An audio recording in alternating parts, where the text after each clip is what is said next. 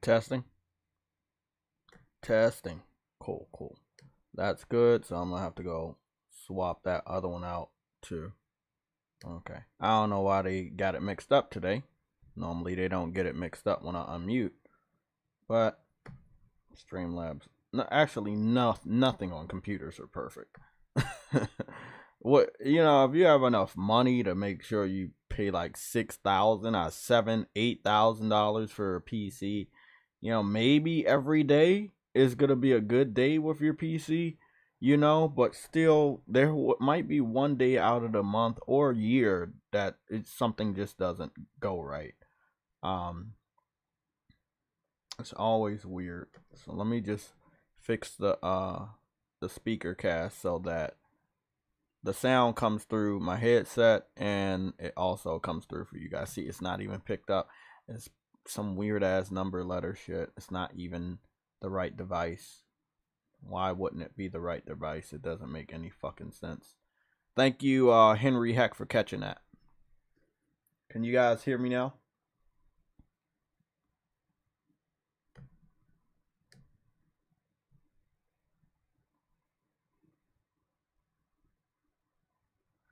Can you guys hear me now? Is it good? I got a nice cup of Game Pass tears. And I was feeling good, but it's probably because I worked out, did the live stream, forgot to eat breakfast, and I did a good workout. You know, I just wasn't like I barely got out of bed this morning. I was like, God damn, that shit took it out of me yesterday. I said I had to make breakfast. I had to make breakfast, man. So, and I got a little bit of something here. Did a little bit of something. You know, I got some what I got strawberries with I hope this shit don't fall over. I got strawberries with some waffles, you know, some cranberry juice. So just some stuff to make sure I got my, you know, everything I need. I've already taken my vitamins this morning, and yeah, so I'm good. I just I can't work out and go live. You know what I'm saying? People would think like, oh man, well this guy's just sitting down, he's just talking about games and he's not really doing anything. But you know, I'm engaging. You know, I'm different things that I'm doing. Is like, nah, it's not the same. Like I said, I did a nice workout. I'm doing these workouts every morning. That is a part of my routine now. I can work out every fucking morning. Then I read the Bible, and then I go about my life. You know, like, but it's I think it's vitamins, Bible, workout. And that is now my routine. I'm making sure I do all of that shit in the morning. Gotta stay healthy, body and mind and spirit. So I'm gonna make sure I eat my breakfast and not pass out or not feel faint. It could have been the heat too, but it wasn't that hot. But they told me it was hot out there, and I always have the window open, and I think the heat was just blasting through the window. But it is what it is. Can everybody hear me? Are we all good? We're all good? Okay. Henry Hack, thank you for that. Let me know about that audio, because I would have continued with the monologue.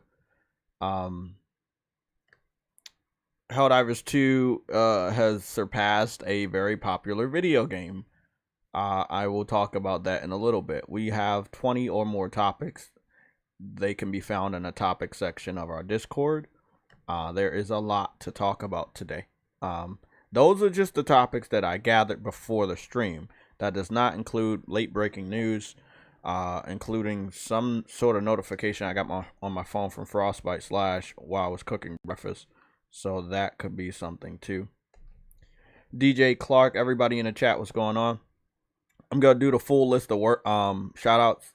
They're short today, but we do shout outs on news and updates and Sunday shows, so I have to do the shout outs. So we're gonna go do that. I'm gonna make sure I keep the customization open, and also put our new challenge for today And that'll be, I think I'll just do, I'd be nice today, 33 likes for public chat. Cool. So it'll be 33 likes. We are obviously try to do more goals like that, because I think it's pretty engaging for the chat, for the members, for new supporters. You know, we had did it 3 times now, and you guys were really cool. Whether you like me or you hate me, you were really cool about reaching a goal so that we could talk to different people, and they were pretty engaging conversations. So the subscription limit today is just 3 days. You would have to just be subscribed to this channel for 3 days. I don't think that's a big problem. I didn't think the 7-day restriction was a big problem too, because, you know, like I said, I've been here for like over 11 years, so you know who I am by now. You just decided not to subscribe, so you know there's something right there for you. We did gain about 6 to 7 new subscribers yesterday because of the restriction, so it's working. So we're trying to get to 10,000. We get to 10,000, we can have polls, and once we get to polls, I think you guys are gonna have a lot of fun with that. So we ask questions, and then we have the questions in the chat, and you guys can do polls. It's really engaging. It's something I really like. So whether, you know, we have a lot of trolls coming in here and doing that, we'll figure it out. But it is what it is, and we're all good. Helldivers is still going to be playing. I'm not getting paid for the Helldivers stuff, so don't worry about that. It's just I am very, very passionate about certain things, and when I go all in, I go all in. So that's what it's all about, y'all. Everybody knows me. If I say I can't wait for a game, I'm going to go all in. So I'm going to go into the memberships. A lot of the gifted members fell off. That's perfectly fine. If you wanted to become a member on your own, you can. We have a 99-cent membership. It's called Warrior. Our $1.99 membership is called Legend. Our $4.99 membership is called Hunter. And our $9.99 membership is called Legend. Called Hero. So best I know, we have 2 heroes, but I'm going to go through the shout outs and see what's going on. So we have dropped from, I think, 87 to 79. So that's what we dropped to. I got to go change the subscription goal and some other stuff live, because I wasn't able to do it not live. So I just want to make sure we get the shout outs out the way, and then I'll change that stuff. Okay, 79 members. Big shout out to you guys. We have a lot of new warriors, so that's pretty cool. Let's get started. So we have Christian Gomez. He is a warrior. B-Mo Kelfel is a legend. Emmett is a legend. Then we have Verge Brizzle. He's a hunter. Caution is a legend. Dadley Pierre is a warrior. Anonymous Boss is a hunter. We have The Wreck. He is also a hunter. DJ Clark is a warrior. Shepherd of Light is a warrior. No Name is a hero, our second hero of the channel. We have Kyle, that is C-A-L. He is a warrior. J-Ro 49, he is a warrior. Arnold's second account is a legend. Psy X5V is a warrior. JP Kevin 2533, those 2 are also warriors. We have Press Alpha, he's a hunter. Here's a straight line of warriors that became members when we put out the new membership. This is Nonstop Rick, Stula Glenn, Pigeon Salad, Iron Fist, Ahmed Al-Quamzi, Kevin Logan, Kaiju Project, Kylie 8, Omar Sabar, or just gonna call you Omar because I'm butchering your last name. I apologize for that. Redound Blakely, Renauld. There we go. Renauld Blakely. Mustang Gamer. All Day is Good. Dallas. Chief DeBenny. GD. Mike Johnson. Plus Ultra, Future Element. All of those guys are warriors. So big shout out to you guys for being warriors.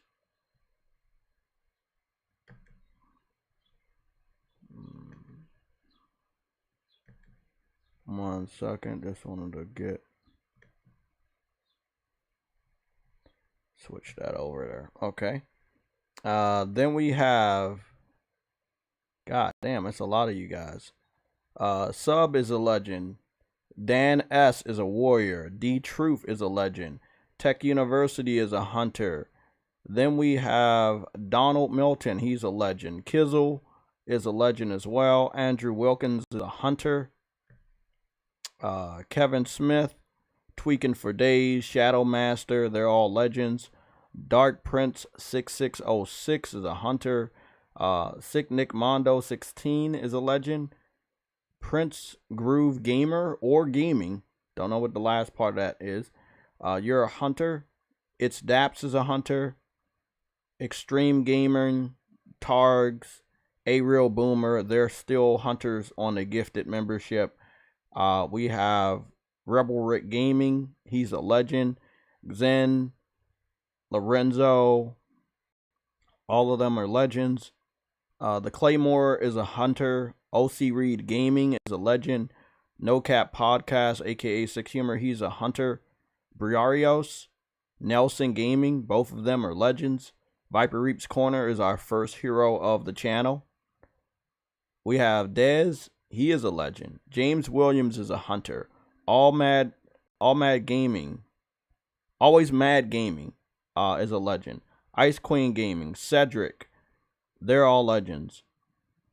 Henry Heck is a hunter. Arnold's first account is a legend. VR God V, MG Warrior, Stardust, they're all legends. Cyber Dragon is a hunter. And then we have Gamergoon 53, True Witty, Enzo, Caleb Kaiser, they're all legends. Frostbite Slash is a hunter. And our first member of the channel, Arcane Head 97, is a legend. Those are our 79 members. Big shout out to you guys. Thank you for becoming members. Again, if you wanted to become a member now, we have the cheapest tier that I know of, which is a 99 cents. You will get the status of warrior. So this is how it goes. It's warrior, legend, hunter, hero. Those are our 4 tiers. So nobody's trying to break the pockets. 99 cents. If I can make it 50 cents or cheaper, I would do that. Okay, not trying to break the pockets. If you want to become a member, you can do so right now. Then we can give you a shout out. YouTube will give you a shout out, and Streamlabs will also give you a shout out on the screen. So that's what's gonna go down like that. With that being said, I have to get to the super chats, and then I also want to get the chat out the way, and then finally eat my breakfast, which I desperately need to do. I'm gonna drink some more Game Pass water. Tastes like dog water. Okay, these are our last few super chats. We have Frostbite Slash, Lorenzo Carlson, Vanguard Group, Social Destruct, Review Scientology USA, and Lorenzo Carlson. So let's go over those super chats again. From the bottom to the top, that will be Lorenzo Carlson, Review Scientology USA, Social Destruct, Viper Reaps Corner, Vanguard Group, and then we have Frostbite Slash. Thank you guys for the super chats. The Truth Hurts got 3 super chats by 3 different people, so big shout out to the people that supported the the Truth Hurts coming back. We were able to get over 1,000 views, so I will bring it back as a recurring series. You will not have to wait a few more years for the Truth Hurts. Now the Truth Hurts may be, you know, just stay in live stream form, but there may be episodes that are just normal videos. Okay, so I know we were live a long time. It was not my plan. It was a lot of shit that was going on and a lot of things we had to cover. Timestamps are up for all live streams this year from January all the way till now. So if you go to any of the live streams, you want to go find out what we talked about, when we talked about it, we have timestamps. Okay, so that will help you guys find out and get to the parts of discussions that you care the most about. Again, big shout out to True Woody for recommending that we start doing timestamps. It takes a little while, but it's worth it. Okay, so we're done with the memberships. We're done with the super chat shout out. We're going to go down to the chat and give everybody in the chat a shout out. Again, we have a new goal for today's stream. That is 33 likes, and then we will open it to the public. Other than that, you just have to subscribe for 3 days. And like I said, since this channel has been around for 11 years plus, it should not be that difficult, okay, to be subscribed for over 3 days to this channel. So just want to make sure I get this information right. Okay, so we're good on that. With that being said, I'm gonna go down the list and give everybody a shout out in the chat. First that I've seen is Briarios. Then we have Lorenzo Carlson. And yes, I'm going to answer you guys questions about the Bloodborne leak. We have Agosta. We have PS Gamer. Quanvo is in the chat. Well, I mean, I talked about your new profile picture last time, but nice profile picture, man. You have Fish and Chips in the chat. We have Lorenzo Carlson. I think I gave you multiple shout outs today, but you're in the chat as well. Cedric is in the chat. Ice Queen Gaming is there. Plutia, welcome back, Plutia. Welcome back. I've seen you hanging around here for a very, very long time, so thank you. I believe this Sunday I'll make you a mod. Thanks for the loyalty. Thanks for coming back and talking to us about video games. We got Henry Heck in the chat. Thank you for letting me know about that audio. I set up the computer and everything the same way. Actually, no. Before we went live, there was some sort of update for the laptop for Windows, and they may have reset that, because normally when I restart my computer and my mic is hooked up, it just Streamlabs automatically knows my mic is hooked up. But there was something different when I restarted my computer before the live stream today, and that was the new Windows update. DJ Clark is in the chat. Kevin Logan is in the chat. Who else we got? Dadley Pierre. Oh my goodness. Tech and God Jets, what's going on? We talked yesterday, but I was on my way out of the party chat. But I'm in the party chat right now if you wanted to come in and talk. Scoopy D Dupes is in the chat. Welcome back. I saw you yesterday. DJ D is here. Alexander Clifton is back with us today. That would conclude all the shout outs. Thank you guys for all the support and being here early. Do not mind me eating this food. I need to eat it or I will pass out. It seems like it's going to be a fucking hot day today.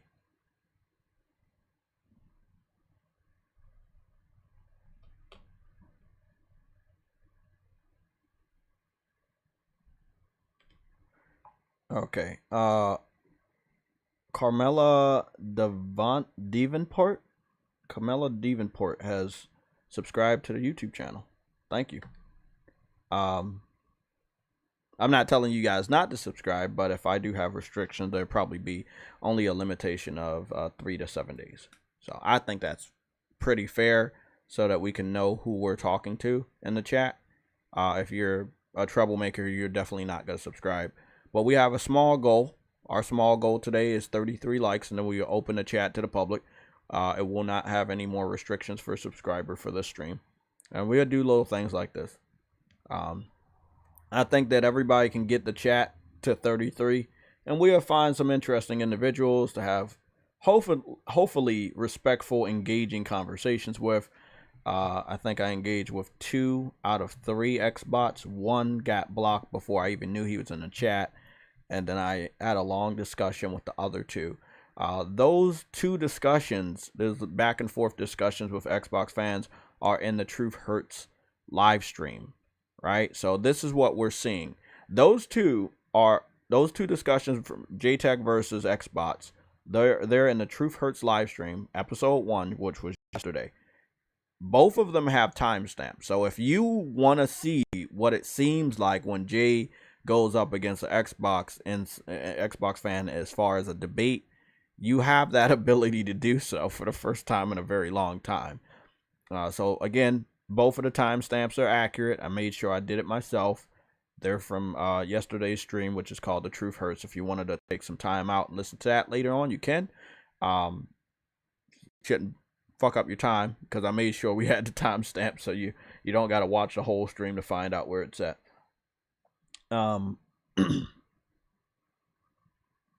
Hey, bro, that was them, bro. I guess they thought they was coming here and talking to some random PlayStation dude, but I'm not some random PlayStation dude. I did not care about their feelings. I did what I had to do. You got to set people straight. That's what you got to do. I am going to eat a little bit more of this.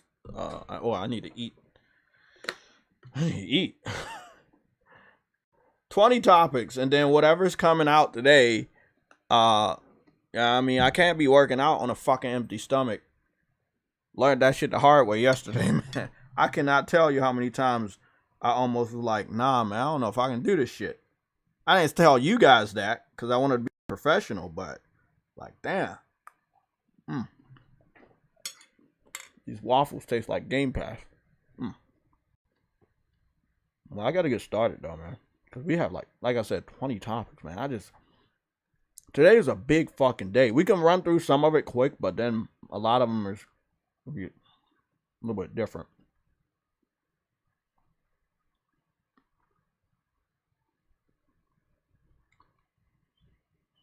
Also,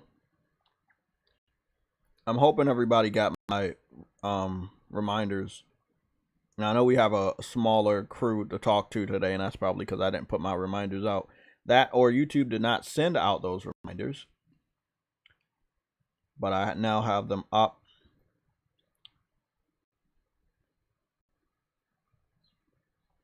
So those reminders are now up on the official PSLOG Twitter page, which is at PSLOG 4K60, or my major Twitter page, which is the real JayTV 4K60. So we have those notifications up.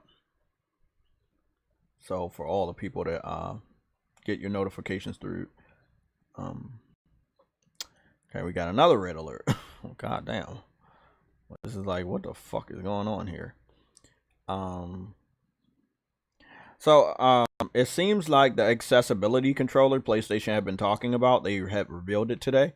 I mean, like I said, I expect news on Tuesdays and Thursdays, so I'm not really surprised at what's going to happen today, along with the 20 topics that I have, but I will do my best to cover it, and maybe we'll have some support from other gamers in the PlayStation Legion. They'll come in the chat and maybe help me take some of this shit down. The accessibility controller is going to go up for pre-orders July 21st. It's going to be available on December 6th. So there's that. So if you need the accessibility controllers, that's something that a family member or friend needs that plays games and may have a disability. The controller is available worldwide December 6th, and it's going up for pre-orders on the 21st of July. For at least for the UK, I saw that it was like $79.99. I think pounds. Oh fuck, I'm fucking this up. It could be euros. In the United States, it could be $90. There you go. So if you get the accessibility controller in the United States, it's gonna be $90. That's pretty reasonable. It seems to be very small though, so I mean, that's just the image I'm looking at. Let me save this image. That's just other stuff to talk about. They went in great detail of every little thing that they added to it. So it's a nice little launch there. Interesting. Okay. Let's go break into the topics. Okay, so we'll start with Ratchet and Clank. Obviously, we will get around to Bloodborne. That's like the main attraction. So Ratchet and Clank will have a minimum performance of 720p 30 frames per second on PC. All right, and in order to achieve that, you will need a GTX 960. So that'll be 720p 30 frames. That is graphic settings very low. Now the medium settings are 1080p 60. It's best to have a RTX 2060 for that. Now if you want the high graphics settings, you're gonna need a GTX 3060 Ti. So you'll be able to do 1440p 60 frames or 4K at 30 frames. And that'll be the high settings. And that will require you to need a RTX 3060 Ti. Now, there's some other ones. There's like high with ray tracing and then high with ray tracing very high. So we're going to break down very high. Well, sorry, we're going to break down high ray tracing high. And then we're going to break down high ray tracing very high. So if you want to do high ray tracing high at 1440p 60 frames per second, 4K at 30 frames per second, you're going to need a RTX 3070. And then if you want to do the high settings, ray tracing very high, that will be at 4K 60. You're going to need a RTX 4080. So I feel like all of this makes sense. However, the graphics cards for PC, last time I checked, they were high, like thousands of dollars, especially the 4080. So if you want to have if you want to have the bragging rights that you're playing Ratchet and Clank at a higher resolution than PlayStation fans with ray tracing, you're gonna need a RTX 3070 or RTX 4080. So those will be the ones that you're gonna need. These just the graphics cards now. We got other specs here like the RAM that you're gonna need if you want to do I would say ultra settings. That's the last one. They say very high with ray tracing, but let's just call it ultra. You're gonna need 32 gigabytes of RAM. The OS would be Windows 10 64-bit version 1909 or higher. And then as far as the storage is concerned, across the board, it's going to be 75 gigabytes SSD space. So now, when it goes to the minimum, the one where you're going to be playing Ratchet and Clank or Rift Apart on PC at 720p 30 frames, you're not going to need a SSD. You will be able to use a normal hard drive, but they say the SSD is recommended for 720p 30 frames per second, very low specs. As soon as you get to medium, high, and ultra, or medium, high, very high, and then ultra, they're saying is like, the way that they put it, it was like high settings, and then high with ray tracing high, and then a high with ray tracing very high. But I'm confused. Long story short, every other version, like every other graphic settings, you're gonna definitely need SSD. They don't even give you an option to say normal hard drive. Now I don't know anything about the PC community as of right now. I would love to have conversations. I'm not sure how many PC users have SSDs. if all of them have it, if every single PC, if every single laptop over the last 5 to 6 years have just SSD, so that's not a problem.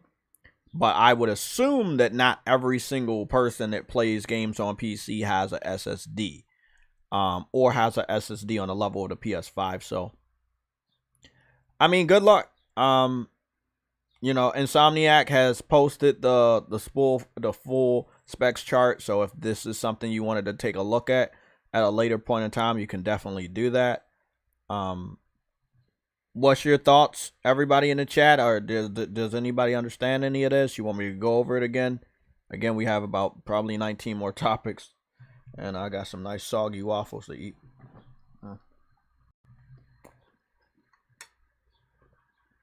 What's going on, Mass Produce? It's not going to PC this week.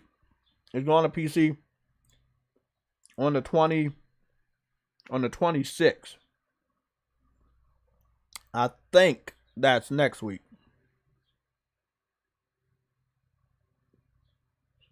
No, that's not next week. No, that's not next week. That's the week after next week. Yeah, so Ratchet and Clank: Rift Apart is going to PC the week after next week on a Wednesday. That would be July 26th, which is a Wednesday. So that's the week after next week. We're on the 13th day of July. This is Thursday. And all of next week, nothing's happening because, you know, the Microsoft deal is supposed to close by July or on July. And I don't really see anything else. I see some 4 question marks on July 17th, but I kind of don't know what that means because I didn't put any description there for the calendar. There's something happening on the 17th. I can confirm that the Flash movie as well as the Across the Spider-Verse movie will be dropping July 18th digitally. So if you wanted to take a look at this Flash movie or the new Spider-Man into the Across the Spider-Verse movie, that will be on the 18th. I'm just gonna start calling it Now I'm calling it Across the Spider-Verse. The Spider-Verse 2 movie, whatever. I'm excited about the 18th, not because the Xbox, Activision Call of Duty deal. I'm like, those 2 movies I really want to see in my own time, and I'll be able to do that.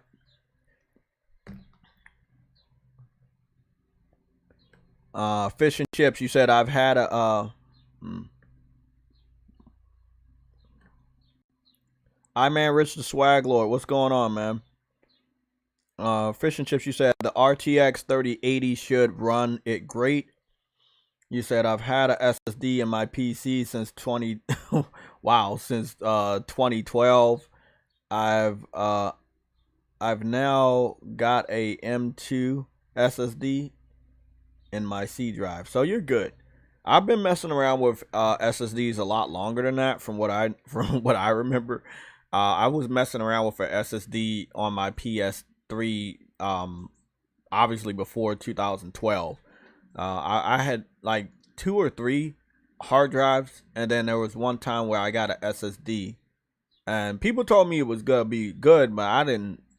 Initially on the PS3, I saw absolutely no difference that I could fucking fathom. It's not until this generation on a PS5 we can see much of a difference between a standard hard drive and, you know, a SSD. So, but we're all good. Can we move on from the Ratchet and Clank? I hope that PC fans enjoy the game. I would expect a lot of furries to hopefully support the game, but maybe they're just pirate it and make mods. But, you know, I've had my fun with it, played the shit out of it, got the platinum. I'm good.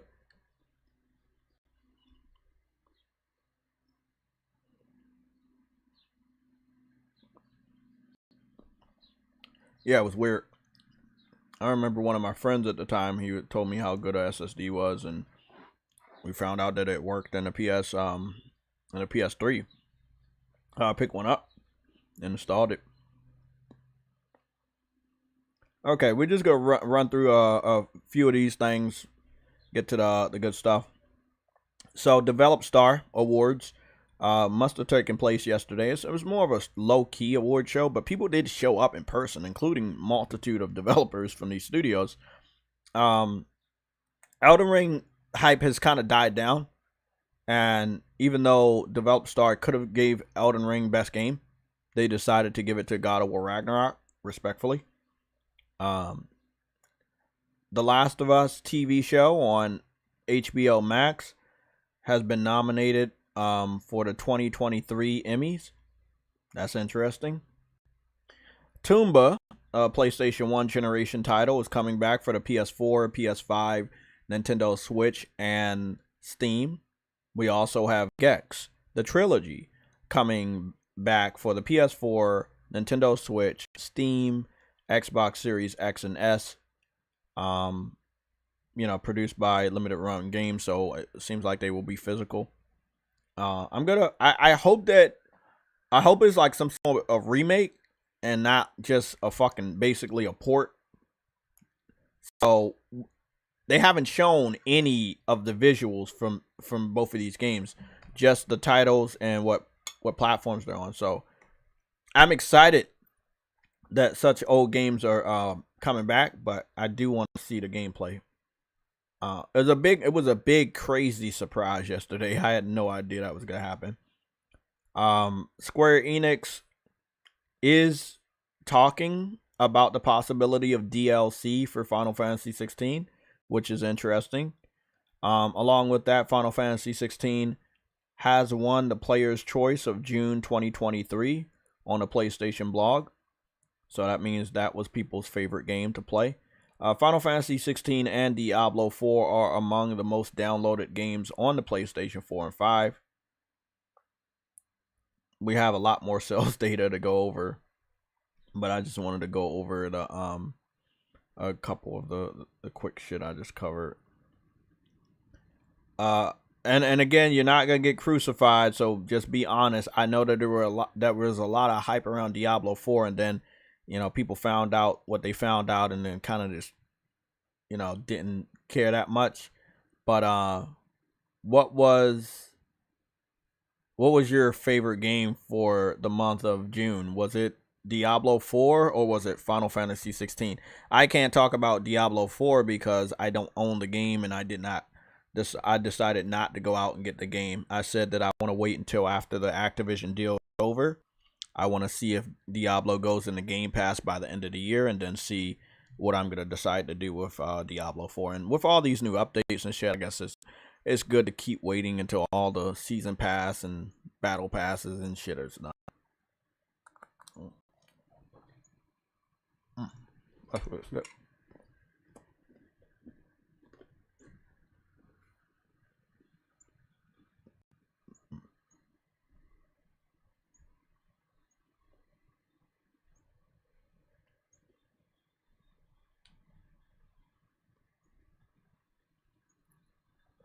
DJ Clark say, I have both, but Final Fantasy 16 is my game of the year so far. I loved it. Fish and Chip says Diablo 16. I assume you play both and like both equally. That's respectful. Just want to go and see which one was the winner. So it looks like Diablo 4 in the United States as well as the EU was the #1 downloaded game on PlayStation. And then after that, I think both of those games were PS5 games. Yeah. After that, then it was #2 was Final Fantasy 16. So Diablo 4, even though it wasn't an exclusive, people picked that up more than Final Fantasy 16. Now, Diablo 4 did have a multiplayer element, so that might have been the case here. And again, we're just going over the PlayStation blog top downloaded games. There's a lot of sales information to go over that we did receive today from the UK, so that's going to be very, very interesting. Then when we get to #3, it was Street Fighter 6 in the United States, but it was F1 23 in the EU.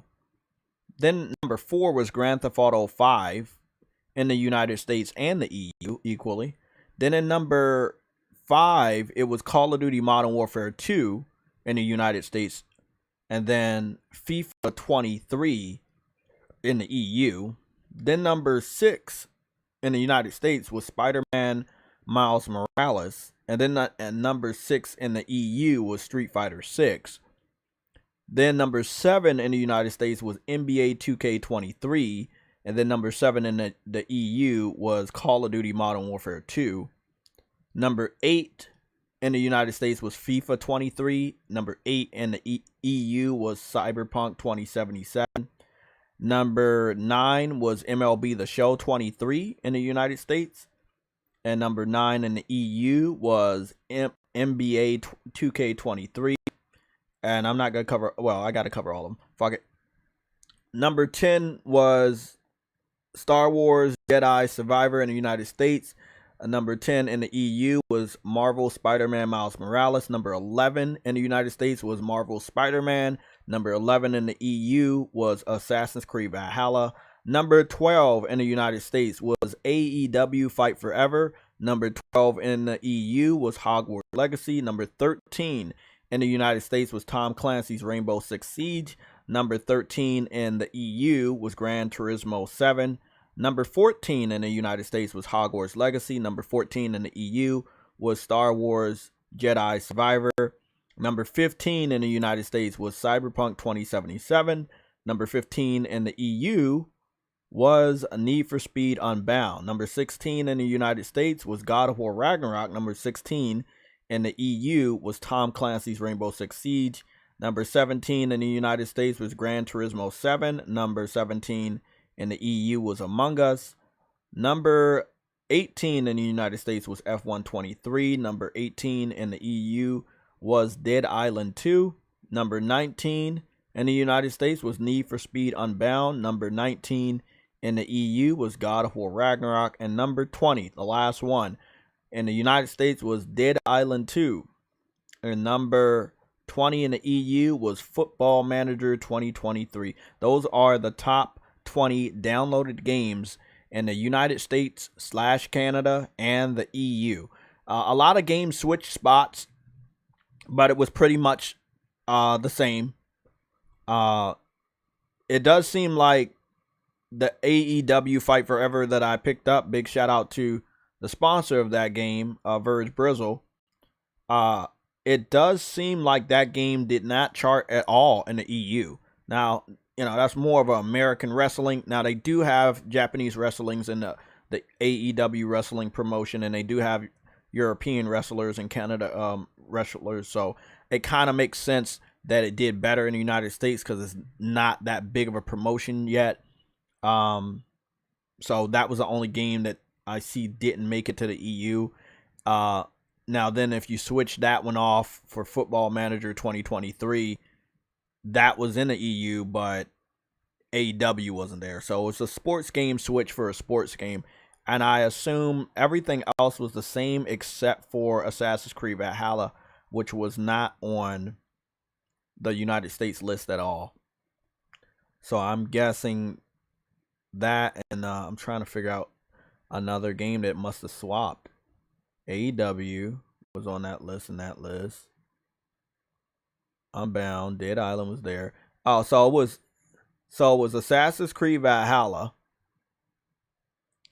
Football Manager 23, and Among Us that were in the top 20 in the UK. Those games were not in the top 20 for the United States. So it seems like Spider-Man and AEW, and I gotta find the other one. Those games were in the United States, and they didn't make the top 20 in the EU. So with Spider-Man, the first one, the first remaster, which is really, really hot over here. Like Spider-Man and Miles Morales are fucking hot. Miles Morales was picked up a lot in the UK. It made it to the top 10. Miles Morales in the United States was number 6. But Spider-Man was number 11 in the United States. It's nowhere to be seen in the UK. Interesting. The buying habits are pretty much the same. I will say that in the United States, it seems like more exclusives were on the list with God of War Ragnarok, Gran Turismo 7, Spider-Man Miles Morales, and Spider-Man 2018. And obviously Final Fantasy 16, which is a third-party exclusive. Interesting. Cool shit. Oh, that's the game that didn't make it to the list in the UK. I know it was 3 games. So it was AEW, it was Spider-Man 2018, and it was MLB The Show, which is obviously American baseball. Yeah, that kind of makes sense. So those are the 3 games that switched, whatever, that are in the United States but not in the UK list. Okay, so only 3 trade-offs. I'm not going over the PS4 list. I'm not going over the VR list. Yeah, not bad. Thoughts? Let's see. Plutia, you said Spider-Man Miles Morales and Ratchet and Clank Rift Apart are my favorite games. Cool, man. Both of those are great. What Insomniac was able to do with those being one being crossplay. Ratchet and Clank was fucking awesome. It wasn't crossplay, and they were able to pull out a lot of stops with that great game. PS Gamer says he's back. So we're all pleased with that. I just want to go make sure we're all good with that. I mean, it's not a bad trade-off. It's only 3 games that are not on that list that are over here, and 3 games that are on that list that are not over here. So I feel like the United States PlayStation gamers and the EU PlayStation gamers have the same type of buying patterns.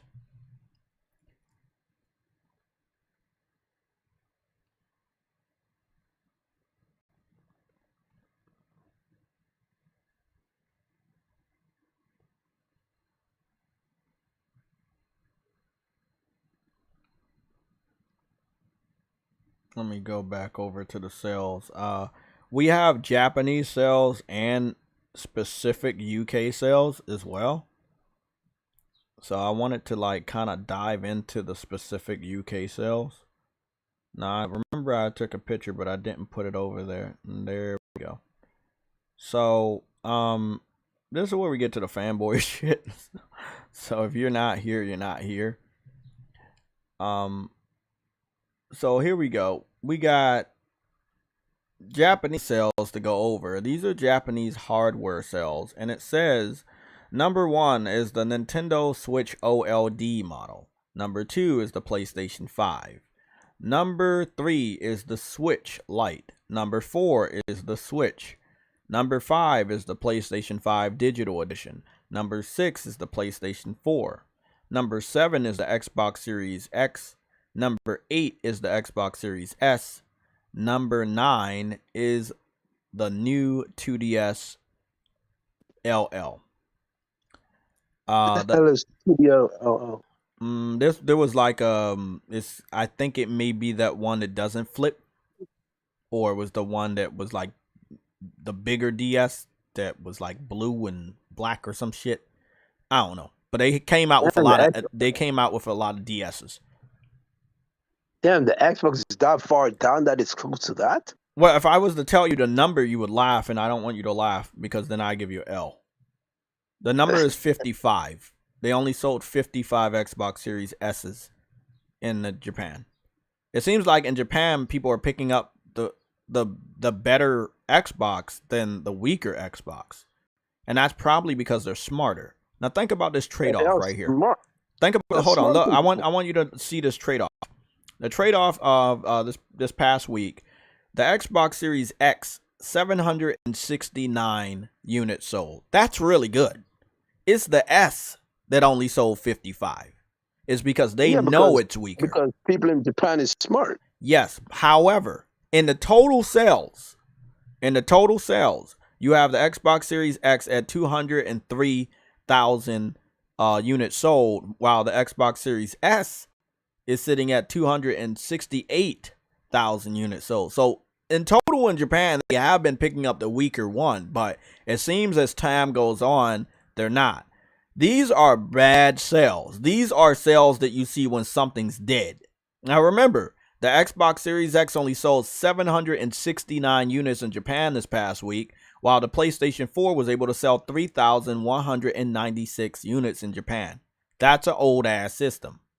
Now, The PlayStation digital unit is not too far apart from the PlayStation 5, which is letting us know that Japan is not ready to go digital. The PlayStation 5 digital edition is only at 3,797 units sold, while the PlayStation 5 is at 45,061 units sold, which is pretty high. The Nintendo Switch OLED is at 54,000.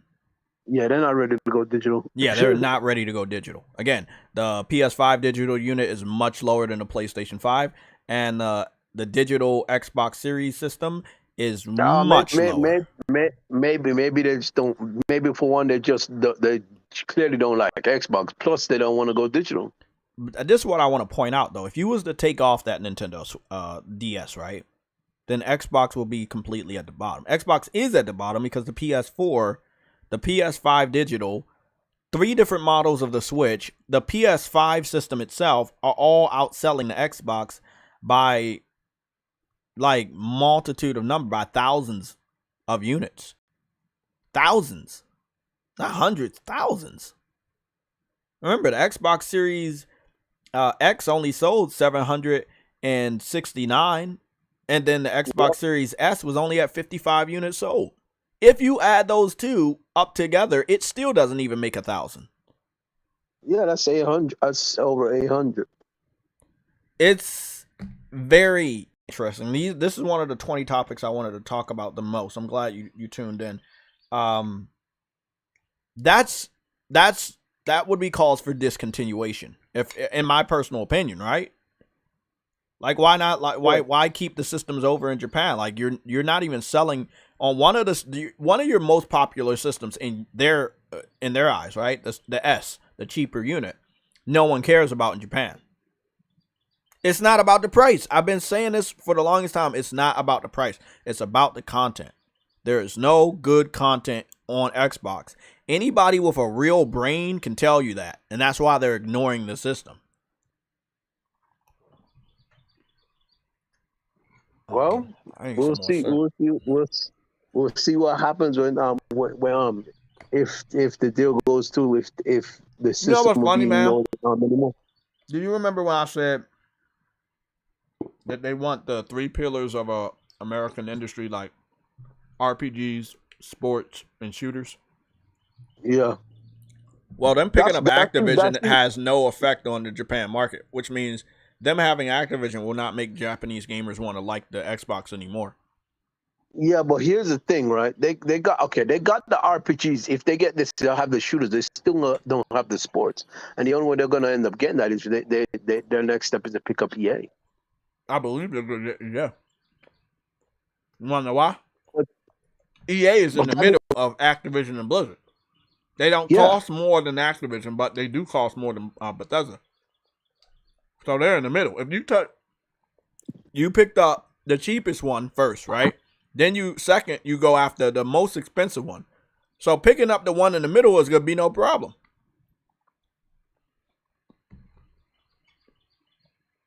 I'm pretty sure EA is cheaper than Activision, right? Yeah. How much does Electronics Arts cost? The current price for Electronic Arts stock is $137.14.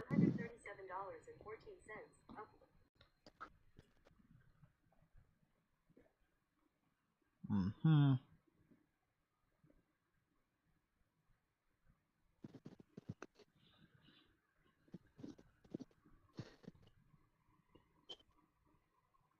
I should say value.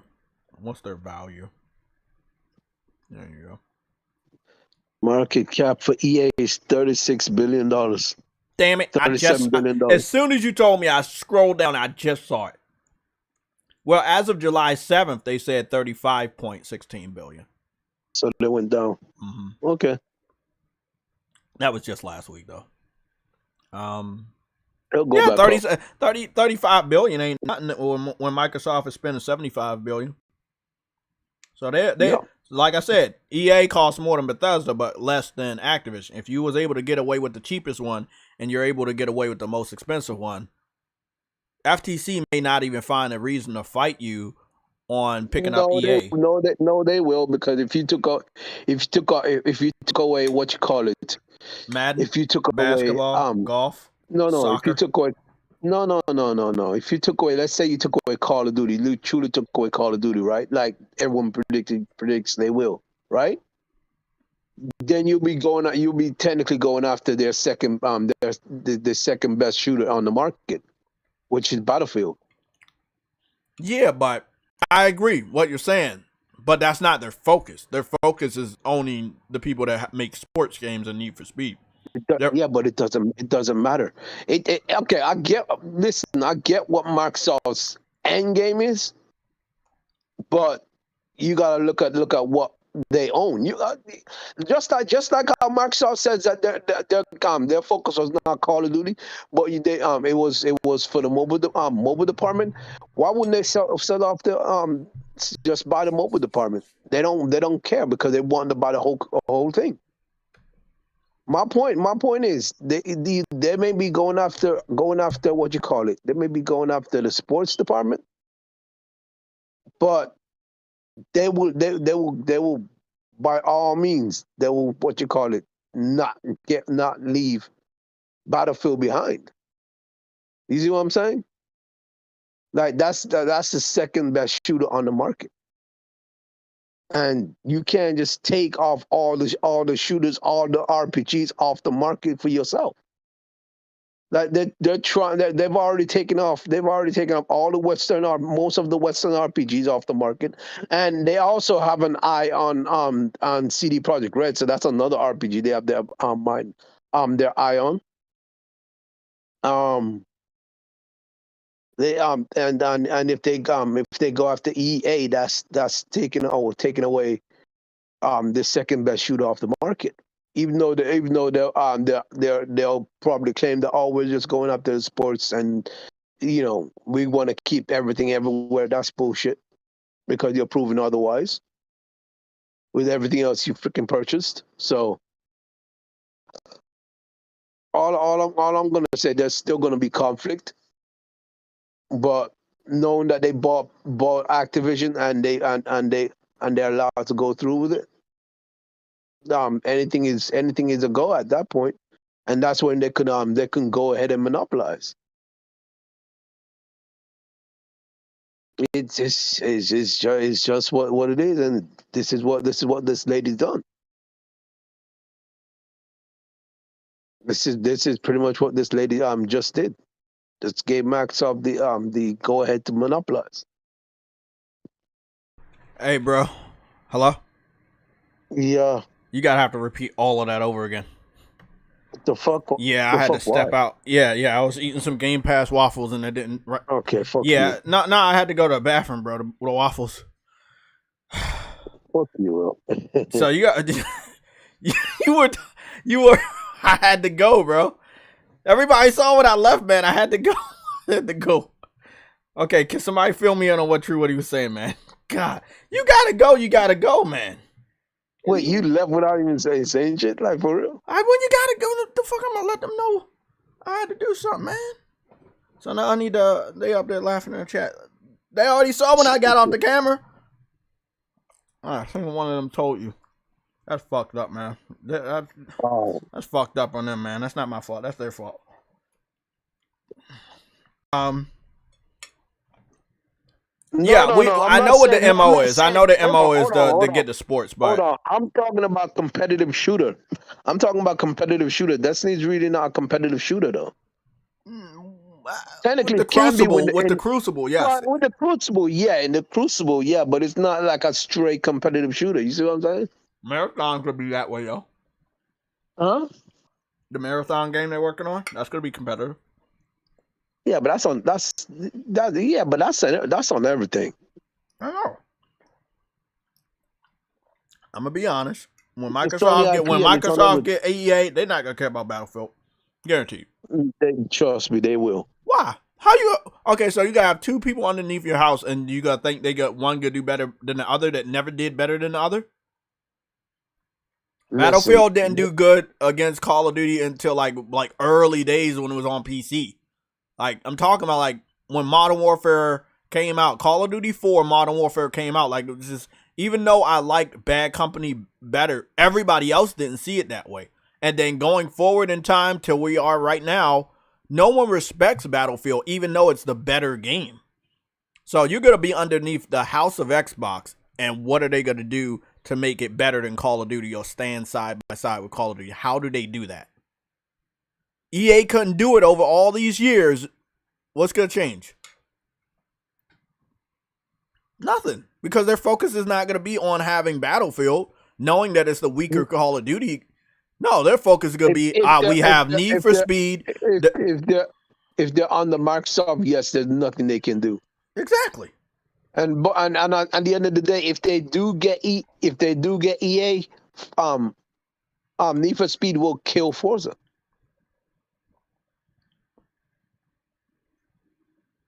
Need for Speed will kill Forza. Yes, the normal Horizon. Forza. Yes, the normal Horizon. Yes. Forza Horizon is the open world Forza game with no NOS, no nothing. As long as Need for Speed stays multi-platform, yes, it will kill Forza. No. I said if Microsoft gets EA. That's what I'm saying. You're saying if they get EA. I'm saying if they get EA and make it exclusive. Yeah. That's what I'm saying. You said if they just get EA.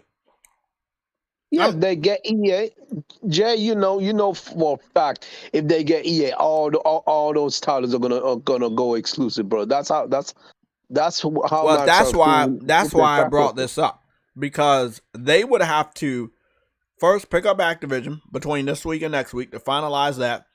Immediately start planning on EA. Immediately get EA before they own Activision for 2 years, so that they can say to the court when they go back to the court for the FTC shit, oh, you have no reason that we're gonna make Call of Duty exclusive, right? And I'm saying, listen to me, don't interrupt. Listen to me, because they told the FTC, well, we gotta give Call of Duty to them for the next 2 years, blah blah blah. They can't break the promise until like 2 years. So they need to buy EA within the 2 years that they already own Activision, so that when these questions arise, they can say, well, look, we didn't make it exclusive yet. So what are you talking about? Then they get EA, and then right as they have owned Activision for a total of 2 years, bam, they can switch everything. That's why it's important for them to get EA within 2 years. Because remember, they said, oh, nothing's going to change. If you can get, listen, hear me out. Understand this. If you get EA within the first 2 years that they own Activision, and they continue to use this same line in court, say, hey, look, now we own Activision. Look, everything's still multiplayer. There's nothing to see here. Nothing to see here. And another gullible judge is none the wiser and allows it to go through after they had already now owned Activision 2 years later, right? That's when they can pull the switch, because guess what? They own the 3 major branches of the gaming industry in the United States: sports, shooters, and RPGs. Yeah. Then they get, that's how they get away with it. Now, if they wait 2 years and then they pick up EA, or try to go after EA in after 2 years, that's when it's gonna be like, okay, well, they already know they will switch Call of Duty to exclusive in 2 years, because they can't last 2 years. But like in 2 years, we got to be 2 years out from the following generation, right? There's gonna be a lot of emails and shit flying around, and FTC's gonna have access to it. That's why I'm telling you right now, they have to pick up EA within 2 years, because FTC's gonna do the same thing. They're gonna go through the emails, that. Obviously, with their emails being leaked and everything, Microsoft's going to have to try a new form of communication when it comes to planning before they do any more acquisitions, because FTC is just going to go to the emails. They're going to go to this. Also, they would have to probably be more like Sony when it comes to secrecy publicly. And I kind of don't see that. They're a very cocky American company, and they're always going to telegraph what their next move is. That's how I can tell you. I can tell you what their next move is. Oh, I know. They have to, if they own the sports people, EA, that's a big W. but it's a lot to manage at that point, right? I mean, Bethesda, let's say Right. Bethesda ain't shit, but Activision and EA under one roof? I mean, the question here is, how much time do you have for your other kids? Here's the thing: they want a game out every single year. They want around the clock games, round the clock. Sports games are yearly. You see what I'm saying? Then Activision Call of Duty is yearly. So they got a shooter every year. They got a sports every year, and they got Forza almost every year. Like this is what they're trying to do. This is what they want. They want Game Pass.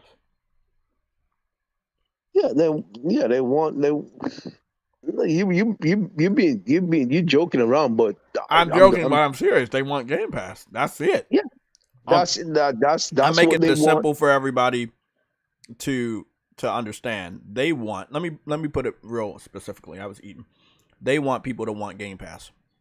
People don't want Game Pass. People talk about it. They don't want it. People like Netflix, but a lot of people are unsubscribing. Yeah, true. They can find content other places. They can Fire Stick. I think people do Fire Stick. I don't have one yet, so I wouldn't know about that. But I've heard about Fire Stick trick for years. Yeah, so I'm getting, you know, I got a Fire Stick. Yeah, my mom got a Fire Stick. I need to get a Fire Stick.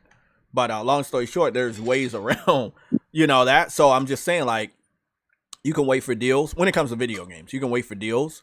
Games go on sale all the time. You know, we find real good deals on the PlayStation Store if you wait a while. So what they want is people to want Game Pass, not talk about it. Actually want it enough to subscribe automatically as soon as they buy that system, because they don't give a fuck about sales anymore. They know they're not gonna win the sales game against Nintendo and Sony, but they can win the subscription war by putting all that content into the subscription. They're not even winning that right now. Because PlayStation Plus has more subscribers than Game Pass. I know they're not winning it right now, but that's what the FTC was telling the judge. They're not fighting for right now. They're fighting for the future. They won't win. This generation is over. They lost, but they can win next generation.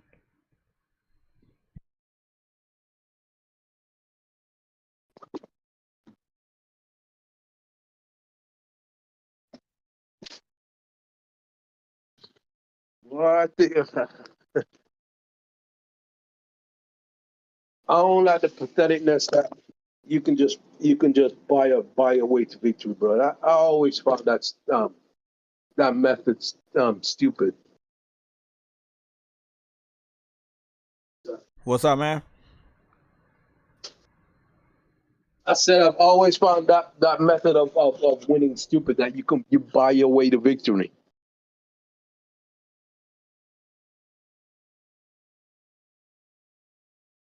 That method has never been competition to me.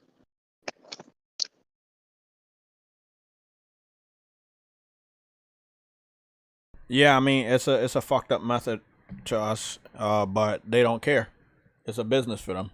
They don't play by the same rules that we play by in the console war.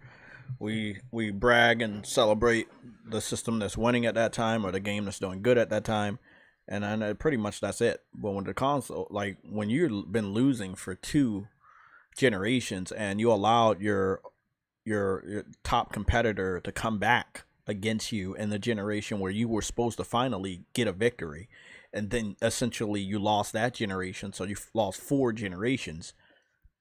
I would just buy the bank too if I had the money to buy the bank. You're not gonna give me the money. I'm just gonna buy the bank. Then I have access to the money, and that's what they're doing. Let's be real. You know, they're not buying. Gamers are not buying games on Xbox, right? So they're not making a lot of money off of these third-party devs, huh? How about you just get better? Yeah, they don't want to. When you're rich, you don't have to wait like normal people, right? I'm just being real. I'm being realistic. I'm not gonna go around and we're gonna be realistic. When you're rich and you have the money, you get the shit now, right? You don't have to wait. Poor people, right? Or people like myself, we gotta wait. We gotta save money to do this. We gotta plan to do this. When you're rich, you don't gotta do any of that. You get it, bam, right then and there. They're rich. They got the money. They're getting it out the way now. They don't give a fuck about the rules. They deal with that shit later. They don't care. And seeing as though Diablo is the top-selling game in the United States as well as in Europe when it comes to, you know, pertaining to the sales for the month of June, that's letting me know right now that PlayStation fans are none the wiser. They saw the deal going through. They were like, nah, we don't care. We're going to still buy Diablo over Final Fantasy 16. And essentially all that money that Activision has from Diablo 4 and it's going to get from Call of Duty this year, that money's going into Microsoft's pocket starting next year. You know what I'm saying? Or this year once the deal finalizes. So long story short, let's say it goes this year. I don't know the specifics of that, so I don't want to be wrong. So either this year or next year, that all the money just goes straight to Microsoft. But PlayStation fans just seem to not care. And the thing is, if you're a PlayStation fan and you're buying an Activision game, I'm not telling. Hold on. Let me finish. I don't want what you're saying to be misinterpreted for what I believe. So let me finish with what I'm saying. If you're a PlayStation fan and you're buying an Activision game on PlayStation, it would be best, right? Since you know the money is going straight to Microsoft, to give Microsoft additional money by buying their hardware, subscribing to both of their services, Xbox Live Gold and Xbox Game Pass. And then if you really like that game, buy the game over on Xbox. Because again, you're already essentially giving money to Microsoft. You're essentially giving money to Xbox. So you might as well just give all the money over there. You know what I'm saying? You see what I'm saying, right? Truity, like, you're already going to give the money to them. You might as well just go all the way over there. Yeah. Because it just kind of seems weird that you definitely do not want to give money to Xbox because you're playing on PlayStation, but you're giving money to Xbox even though you're playing on PlayStation. I know it sounds weird, but they don't want to do it because if they wanted to do it, they would be on Xbox, right? So you definitely don't like Xbox enough to give them money because you decided to pick up a PS5. But you're going to give Xbox money by buying games that now Microsoft owns. So if you like those games and you're buying them because you're over here on PlayStation, you don't get day and date. Go and buy an Xbox and then buy the game on Xbox, and then all the money goes to that company. Don't sit up over here and say, I don't care, when you're still giving them the money. I've had the same feeling since Minecraft. And then with the fucking Bethesda shit. So now we're on Activision shit. And we got people over here, and again, I agree what you said was trying to say earlier. They're not really PlayStation dudes. But this will be like the third studio or publisher, and you're buying these games over here and you're making Microsoft and Xbox richer. That obviously was not your goal when you picked up a PlayStation 5. Your goal was to buy games that you like to play. If you wanted to support Xbox, you would have picked up a Xbox Series X, right? But you didn't. So my question is, why did you pick up a PlayStation and continue to buy Xbox games on PlayStation? If you don't like Xbox, then why the fuck are you buying Xbox games? So going forward is going to be a very confusing thing to see casual gamers support Xbox. Then when the financials come through, Microsoft gets to say we're the top earner and blah blah blah, because none the wiser PlayStation fans continue to buy Xbox games on PlayStation, which essentially just gives the money to Xbox. If you go listen, you can hold on, Jay. Hold on, Jay. I'm gonna just say something before you continue. A lot of these casuals, they don't know that Microsoft owns it. We know this because we are watching the console war. We are watching the corporate city. We're watching all of this, so we know what's going on. But some of these casuals, they don't know that Microsoft just bought Activision. They just picked up a game and they're like, okay, I want this, I'm gonna buy this. You see what I'm saying? They don't know that Microsoft bought Bethesda. They don't know that Microsoft just bought Activision. So they're buying the game because it's on the platform and they want to play it. You see what I'm saying? They don't know what's going on. Some of them do, and some of them just clearly just don't know. So they're just buying the game out of pure curiosity or just want of the game. You can say they should go to Xbox, but they probably don't even know. They don't like Xbox, but they like the PlayStation more. But they just play the games or whatever they see on PlayStation. And this is why Jim Ryan is so upset though, Jay, because people who don't know the casuals, they'll pick up a game that Microsoft downgraded, but They don't know. Microsoft, huh? Microsoft downgraded, but they don't know because they're not smart enough. They don't know. They don't. Yeah, because they're not smart enough, and that's going to hurt the consumer. That would end up hurting the casual consumer, because they'll spend the money, they'll get the game, and they realize the game is not working properly because Microsoft did not optimize for the PlayStation platform. So they basically selling a broken game. And Microsoft is willing to do that. And on top of that, they could probably put it out and like it has way more gigabytes to download than the Xbox version, because they don't want to use any method of compression. On top of that, they could also only bring out a PS4 version. Look at that other game that that was funded by PlayStation News, but they bought the company, so only a PlayStation 4 version came out, and then they bought out Xbox version for their Xbox Series X version for their platform. Like they don't play a fair game over there. But a casual audience wouldn't know that. You see what I'm saying? So at the end of the day, they're not buying these IPs to support Microsoft. They're buying these IPs because they want to. Some of them, anyways. Yeah. I know that we have a pretty small viewer base, but I just wanted to go over another topic. Yeah, 6 lives, so that's why. Yeah. I wanted to go over another pretty important topic, and this is really important. So the NASDAQ has announced that Activision Blizzard will be removed from the NASDAQ 100 index prior to the market open on Monday, July 17th. Microsoft and Activision are getting ready to close. So they're about to close the deal. And FTC is not going to be quick enough. And when we were like, hey, the judge is taking a long time, that may work in the favor of the FTC. Actually, the judge taking a long time worked in favor of Microsoft, because they can close before the 18th now that the injunction didn't go through. If the injunction went through, Microsoft would have had to do the appeal, and then they wouldn't have had time to get a good appeal until the end date. So all of this worked against the FTC. And if if the judge already made her mind, you said 18. You said the 18th of this month. Yes, Tuesday next week. I think Tuesday. Yeah, Tuesday next week. So they have to close. They have to close the deal before the. No, it's not. They have to close. They're about to close. They already taken it off of the NASDAQ Index 100. The NASDAQ 100 index. Okay. So they're about to close. They're about to close. Yeah. So they're not gonna. Nobody's gonna be able to buy any more stocks. Activision Blizzard, none of that shit. They're about to close.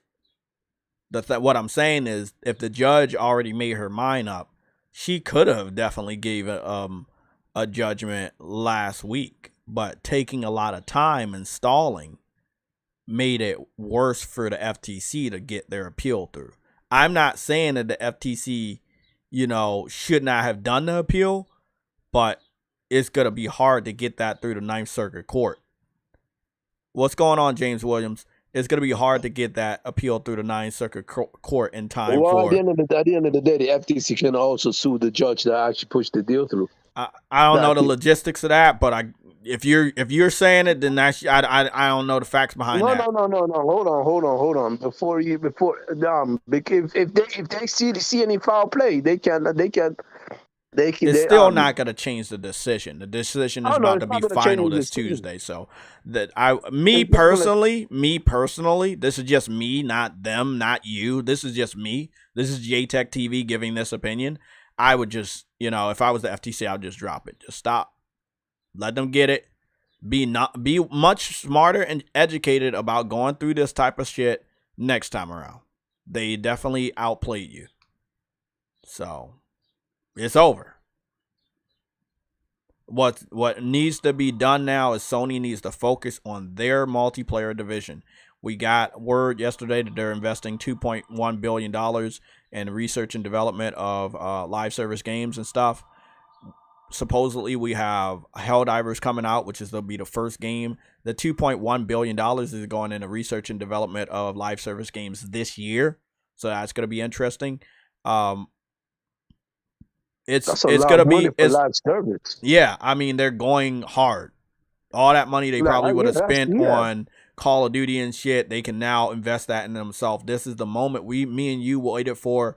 Afro, we wanted this. Even my boy Somatic, we remember the days when Sony was the king of shooters. And I say that, and people go be like, what are you talking about, the king of shooters? They had more IP shooters on the PS3 generation than Xbox. Xbox had Halo and Gears. PlayStation had more shooters than Halo and Gears.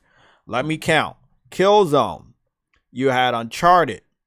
You had Warhawk. You have Resistance. You know what I'm saying? That's 4 shooters. Just off the top of my head. There's others. You have 4 fucking shooters. And Xbox had two, right? Halo and Gears. Does 514. Yeah, you had a lot. Starhawk, Killzone 2, 3, Uncharted 2 and 3. Like they had more multiplayer shooter experiences. And I was a Dust 514 addict, bro. I was on that game all day. I don't think he had trophies, but I was on that game all freaking day, bro. Like it was crazy, man. My thoughts here is just Sony need to focus on their own stuff. That's all I'm saying. They need to focus on their own stuff. Let me get off the camera real quick. I gotta do something. Yeah, they need to focus on their own stuff.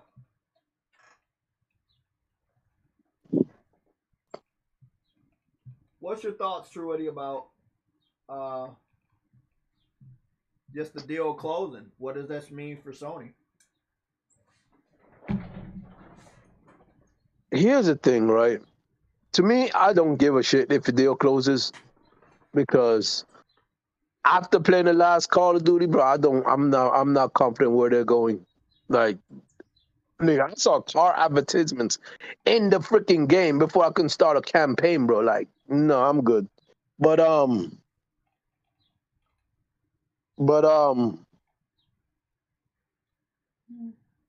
I think this is gonna have to be a wake up call for Sony to realize that Microsoft is not playing around. Like, they're not trying to compete in the traditional sense. They're trying to buy up everything. And this should be a Sony wake-up call. Like, they're going after your partners. If they don't, in fact, they could even go after Take-Two because of the NBA series. They don't have to go after EA. They really don't. They can go after Take. They don't have to go after EA. They can go after Take-Two. Yeah, no. Because Take-Two also has sports games, and they're better than EA sports games.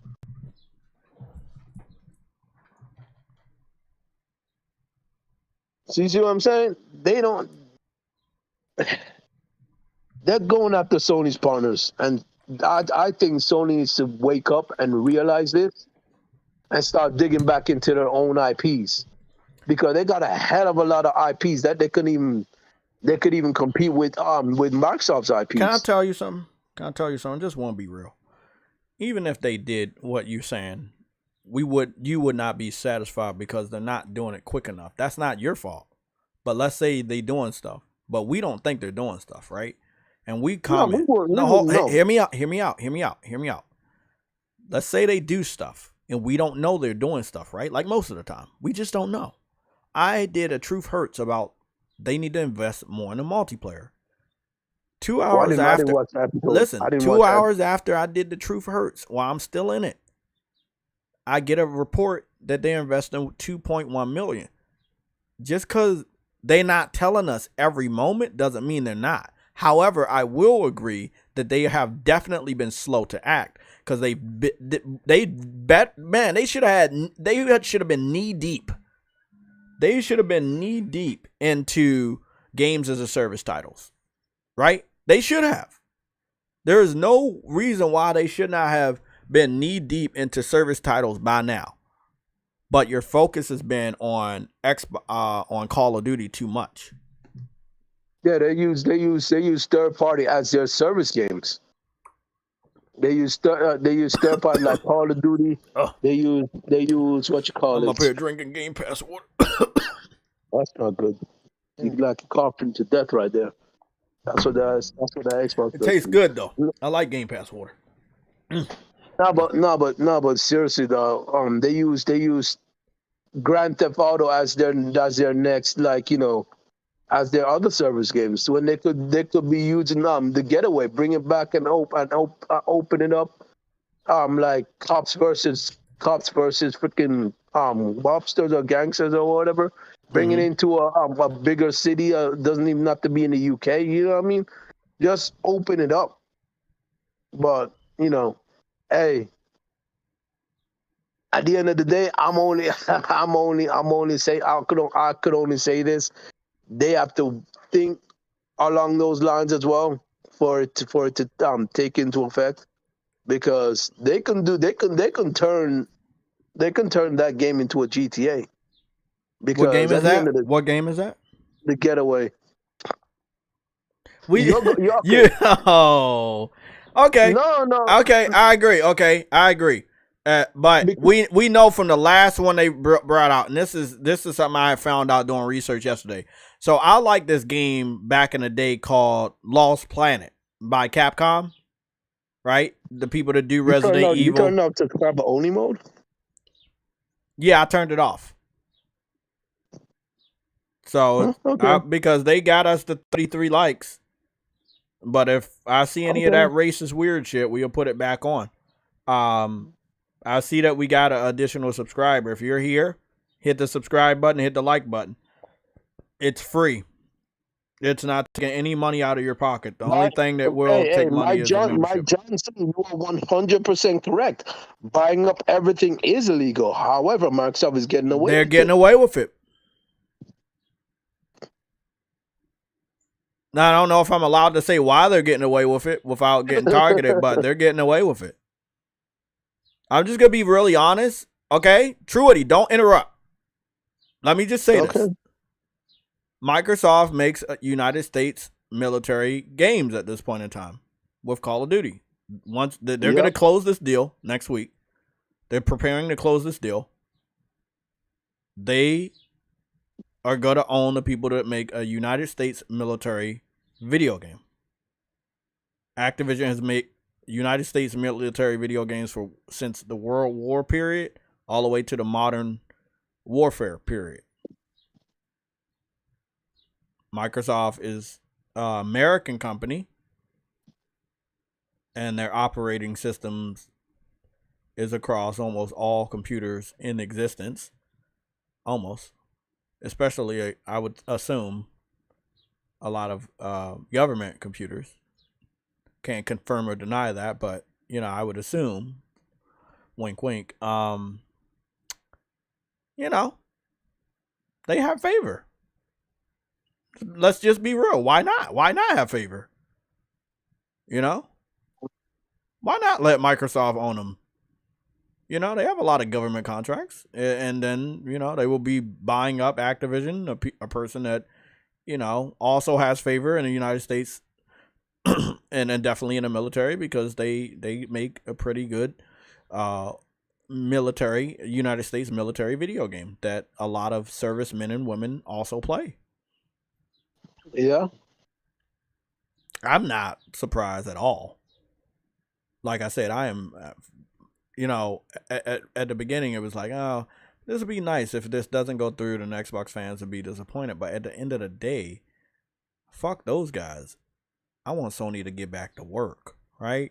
I'm here because I always believed in them. I knew that they could get the shit done. I joined PlayStation from Nintendo because they had JRPGs that my brother would buy every fucking week. And then he switched from Xbox 360 to the PS3 the day it came out. Gave me the 360 like it was nothing. Because guess what? A real gamer is going to pick up a good console. They don't care about that shit. It's hot right then.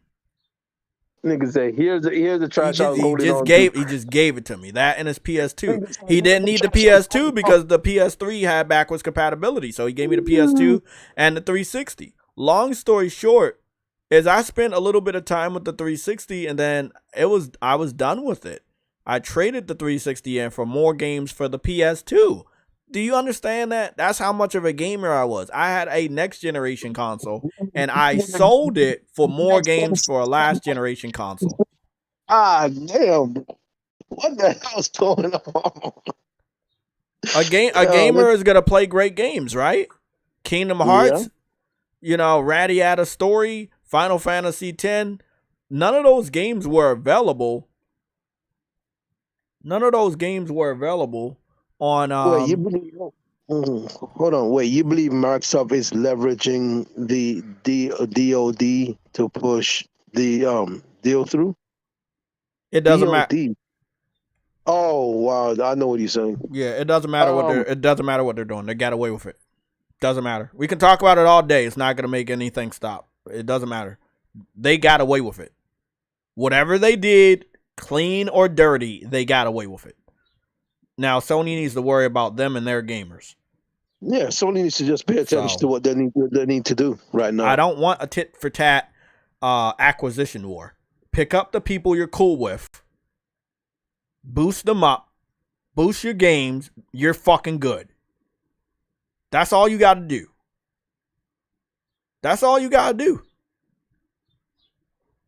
Like I said, pick up Square, pick up Ember Labs, pick up Arrowhead, you're fucking good. Then you continue to invest in the studios that did have, DNA with multiplayer games. Insomniac, you own them. They have DNA with multiplayer games with Resistance. Sony Santa Monica helped when it came to Starhawk. You got Naughty Dog that did Uncharted multiplayer. You know what I'm saying? Like you have Guerrilla Games that did Killzone. You have studios you own right now that have multiplayer DNA. Get them back to work. I think what Sony's trying to do is get a service where they could actually put like season pass in stuff like that. Casey Macca first. I don't think the appeal is gonna go through in time. And again, if it is true that the judge knew what she was going to decide on a while ago, then why did she wait until this week? Well, if you wait until this week, it's less time that the FTC can get this appeal through the Ninth Circuit Court. That's why this shit is about to close. So I do not believe the appeal is going to change a damn thing. The reason why. Yeah, but hold on though. Why would they push it through so suddenly? Because here's the thing, right, Jay? They were trying to get a appeal with the CMA to see if they can get the CMA on board again. Like if the CMA doesn't react before they push the deal through, then nigga, they lost the UK. I don't want to say nothing wrong. You got like probably 800 motherfuckers listening, so I don't know. I don't know if they lost the UK if they don't push it through. I don't know. I don't know if they can weasel their way around it. I don't know. So I don't know how to answer that. I don't know. They were able to get away with this shit in the United States. I don't know, bro. I cannot agree with what you're saying and what you have been saying about that. I can't do it because I don't know. No. If you don't know, that's fine. That's perfectly So I don't. fine. I have no comment on that because I don't know. No, We that's don't know if they can fine. find a way to get around it and then they fucking surprise everybody. I just don't know, man. So it's best to not. If I was you, man, let's focus on Sony boosting their shit. Let's not talk about that because that may be L territory. You may wake up tomorrow and they got it gone through. They're getting it in through the United States. Listen, the CMA ain't gonna stop them closing the deal in the biggest territory. This is the biggest territory, United States. That's not what I was saying. I didn't say that CMA would stop them from closing the deal. I was saying that they were trying to get an appeal with the CMA. Let me try to explain this best as possible. If they close it in the United States, the CMA may back away from them blocking it, and then they're like, "What's the point of fighting?" Because I'll be the last man standing, and it'll be only amount of time before the CMA comes to the table, makes a deal, and then also allows it to go through in the UK. Do you understand? Yeah, I get it. Them closing in the United States is gonna make UK soften their position. That's why I couldn't go along with, okay, well, they didn't close in the UK. UK still block it, and then they can't release Call of Duty in the UK. That's false. That's 100% false. Because once they close it in the United States, the UK gonna see that, and they go like, oh, well, let's come to the table. Because it's already over, right? Your decision in the UK does not stop what's about to happen. What's about to happen is going to happen. You just now have to come to the table, listen to Microsoft lie to you about them not going to take it away from the PlayStation gamers in the UK, say okay, and then it passes through. The thing that these government officials take away from this is to be on the lookout for this type of shit next time around. That's why I said it's so important for Microsoft to secure EA within the next 2 years. Because if they don't, and then they break their promise, they definitely not going to get EA. Doesn't matter how expensive or how cheap they are. They break their promise with the Call of Duty shit, which we know they will in the next 2 years, then that's what's going to happen. So 2 years matters. Trust me, it matters a lot. That shit matters a lot. Casey, I do know they can close the deal without the CMA's approval. I know that already.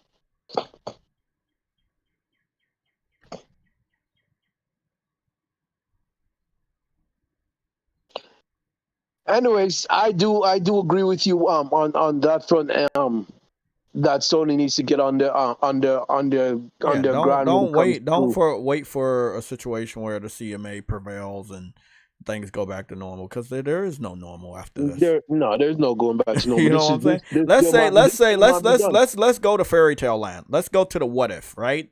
I want everybody to understand that I'm about to talk about a what if. I am not talking about something that's going to happen, so please don't twist my words.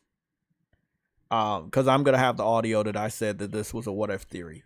Let's say that the FTC was able to block this deal, right? Okay, that would have been cool. Then Call of Duty actually does stay for everybody publicly. However, the relationship between Sony and Activision would be absolutely no more. You literally just tried to take Call of Duty from the gamers after all of the work Sony had did with Activision over almost 10 years. That's just fucked up. So there would be no normal after this. There's no situation where things would go back to no. It would be very strained relationship between PlayStation and Activision going forward. Here's the thing I would say then, right? Here's the thing I want to ask them as a theory, not a definitive answer, right? What would Sony have to do when it comes to Take-Two then? Because that's another partner. You see what I'm saying? Would it be best for Sony to just like back off a little bit, not completely, but back off a little bit and just focus on Sony? If you wanna keep doing deals with people, you can't alienate yourself from other people because you think Microsoft. No, I'm not. I'm giving you an answer. I'm giving you an answer. Okay. I'm giving you an answer. You can't back off from everybody because you suspect that Microsoft's gonna buy them up, right? So you need to be able to think on your feet, work on yourself, and be very cautious. And also strategically start acquiring people. You don't have to do what Microsoft is doing and try to monopolize the industry. You are strong. PlayStation understands they are strong. They are strong with their gamers because the gamers that we have over here are very unique. They're not like Nintendo. Nintendo gamers are going to buy those exclusives more than PlayStation fans are going to buy their exclusives. That's the strong suit of Nintendo gamers. PlayStation gamers will buy other games, not just exclusives. You will buy gamers over here will buy multiplats, they will buy indies, they will buy exclusives, but they will buy them at a higher rate than what's going on at your other competitor, and that will be Xbox. So even though you got Nintendo gamers that will definitely buy an exclusive way more than anything else, PlayStation gamers are all around gamer. That is very healthy for the gaming industry. You can't top that. If you start to transform PlayStation gamers into Xbox gamers, it essentially hurts the industry because, again, what are they going to be turned into? People that just wait for something to go to a service. That developer doesn't get immediate money through pre-orders. They don't get immediate money through add-ons. They don't get immediate money through day one purchases. You have a customer that is waiting for you to come to the table with Microsoft, make a deal so that they can put it into the service that, let's be honest, you're already paying for it. That once it's added to the service, it is essentially free for you because you did not have to pay for it to be added. You're already paying for the subscription service, so it's a free. Once I put my money down on Plus, right? Every month that I get a game, I've already paid for it, right? So it is essentially being added for free. I didn't know it was going to be added.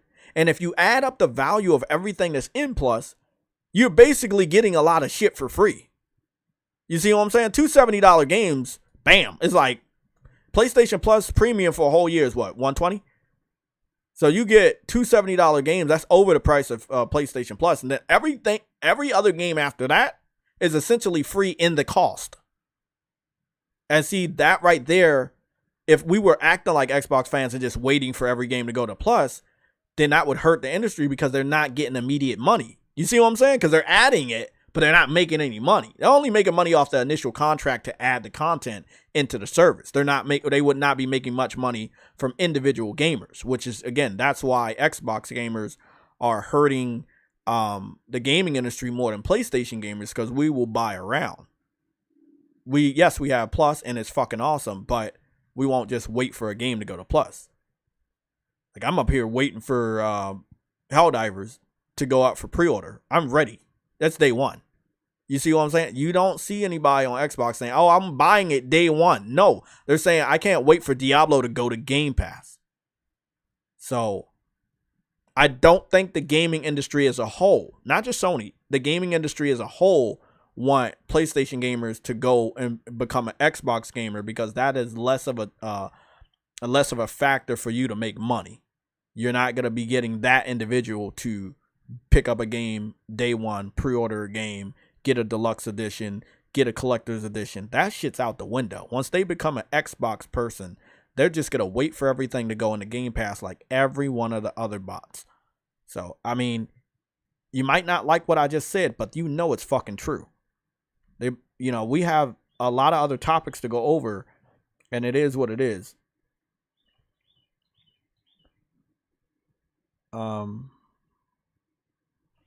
Mike Johnson, what's going on? He said, look it up. Look up. It's out there, homie. I'm not going to tell you again. Mike Johnson, what's going on? I was ranting real quick looking at the sky. You say, if you have a link, I'd love it. What did you, Casey? You said, Mike. Casey just saying that the FTC had a weak case. I don't believe they had a weak case. If you feel like the FTC had a weak case, then you're just basically saying Microsoft is allowed to buy up the entire industry. It's not a weak case to know what Microsoft's going to do when they just did it. So tell me that Microsoft didn't just pick up Bethesda and make games exclusive without them actually picking up Bethesda to make them exclusive. I had to get an Xbox just so I can play Bethesda's RPGs, and then to find out that Casey, you have my full attention now. All of those RPGs are now 30 frames when it comes to Starfield. So now I got to get a PC to actually run those at a stable frame rate. So look, Casey, I would love to go back and forth with you, but I know my boy True Woody is very passionate about whatever he's talking about. But I will attempt to go back and forth with you. So I'm here. You have my attention. The FTC is all they were saying in court is that you just did it with Bethesda. We know you're going to do it again. There's no way you could sit up in my chat and tell me that you do not believe Microsoft is going to make anything from Activision exclusive in order to better their position in the gaming industry and get even more money. If you get a PlayStation fan to buy an Xbox and buy games on Xbox and subscribe on Xbox, then essentially you make more money, right? If the only way you can do that is to get a game that you know they can't live without, that's the case. It's pretty fucking simple. You cannot sit up here and say they had a weak case when they were giving out facts, examples, and emails to prove exactly what they were saying. Now, I've never seen you in my chat before, and because I've existed for over 11 fucking years on this channel, and I just opened it up to public. I know you're telling me the obvious. Let me finish. I opened it up to public not more than 30 minutes ago, and then you pop in with your stupid ass fucking comments. So don't sit up here and tell me that Starfield isn't exclusive. Hi-Fi Rush isn't exclusive. Redfall isn't exclusive. He's saying why would Microsoft make COD exclusive? Why would Microsoft make Elder Scrolls 6 exclusive? Why would he make Starfield exclusive? True. Are you going up against him? Because if so, I'm gonna mute my mic and I'm just gonna let you go. But I wanted to be quick. Go ahead. No, I'm just saying, like, let me go at him, man. If you want to go at him, I'll mute my mic and I'll let you go back. But he's a slick one, and I know he's gonna outsmart you. So let me do this real quick. We got other topics to go over, man. I don't got all day for him to be like weaseling out of fucking arguments. Let's be real quick with this, bro. The benefit is exactly what I said. There are gullible people that are not in the console war. There are people that own a PlayStation but do not play exclusives. They are over here because their friends are here. They're over here because it's a popular platform. They are not over here to play God of War. They're not over here to play Helldivers. They're not over here to play Horizon or Gran Turismo 7 or Uncharted or Horizon Forbidden West.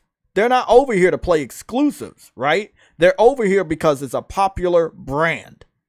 Now, once their most favorite game that they are currently over here playing, which is Call of Duty, goes to Xbox, then they go over there. Then Microsoft makes money for the initial purchase of the console. Then they make money for the online subscription. Then whatever money that they spend on a game, let's say they do buy a game, then they're making money right off of them. All that money goes right into their pocket. Instead of you get a good percentage of that money from Call of Duty being purchased on PlayStation, that also goes to Xbox's pocket. So yes, I understand it would be stupid to rip it away completely. But if you rip it away at the beginning of the following generation, which restarts everything, it's not so stupid, is it? Because if you rip it away at the new generation, people have to make a decision on what system they want to pick up, right? They're going to pick up the system where Call of Duty is. And if you start the generation and you let people know that, hey, Call of Duty is going to be exclusive to the next generation of Xbox, it will not be on PlayStation, that's how you win. They're going to play good guy in front of you. And if you're too delusional to understand what they're doing, they're being very smart. And you are not very smart by trying to convince me of their lie. They're going to allow Call of Duty to be on this generation of PlayStation because they already have the dev kits. But the next generation is what the FTC was talking about. How the fuck are you literally that stupid to sit up here and don't think that Microsoft would not allow it on the restart of a new generation? I mean, on the launch of a new generation. At the new generation, there is an incentive to make it exclusive, blah blah blah blah. But you can continue. I'm just reading what he's saying. I don't care what he's saying. That's why I'm not reading that shit. Okay. Yeah, I know people like this. I already know what he's fucking saying. He made a fucking new account. He came over here once I opened it up. I guarantee you, if I put it back on a 3-day subscription, he won't be talking. You want to bet me a stack of gummy bears? I don't want to bet you anything, Jay.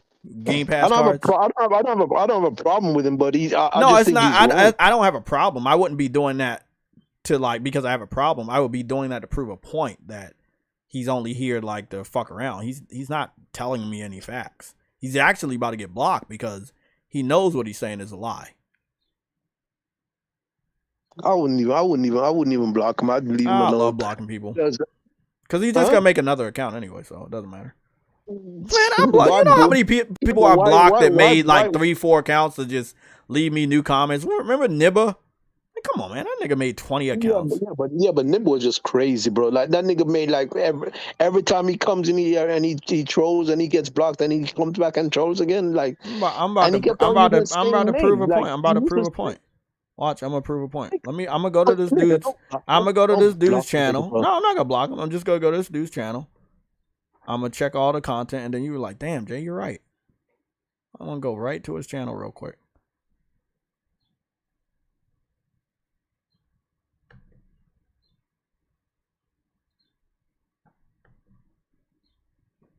Open. Cool. Let me go read what he's saying. He says, "I get that there is incentive to make it exclusive, but the economics don't add up. It does add up when you start to make it exclusive at the new generation. At the beginning of the new generation, you announce that Call of Duty will only be on Xbox at your showcase. Then people will know what system to buy for the next generation." Hey, Casey, hold on. Let me just say this right here.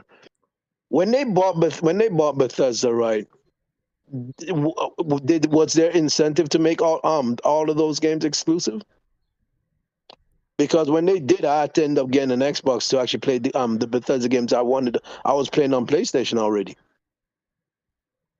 So, True Woody, when you debate and listen, True Woody, when you debate somebody and somebody's already listen. When I'm debating him, right, and then you come in and you ask a question about a game from another company from another point in time, it doesn't prove to it. What it does is allow him to move out of the way of the main topic. That's why I don't like when people interrupt when we're talking. And no. When we're talking and you interrupt, you give him a wiggle room to get out of the topic that he was about to get cornered in. And he is happy to get to a new topic because he was going to go to a new topic anyway. So then when you come in and you say that, then he's like, "Hey, man, I was about to get cornered by him. Now I can move to another topic and start a whole new defense."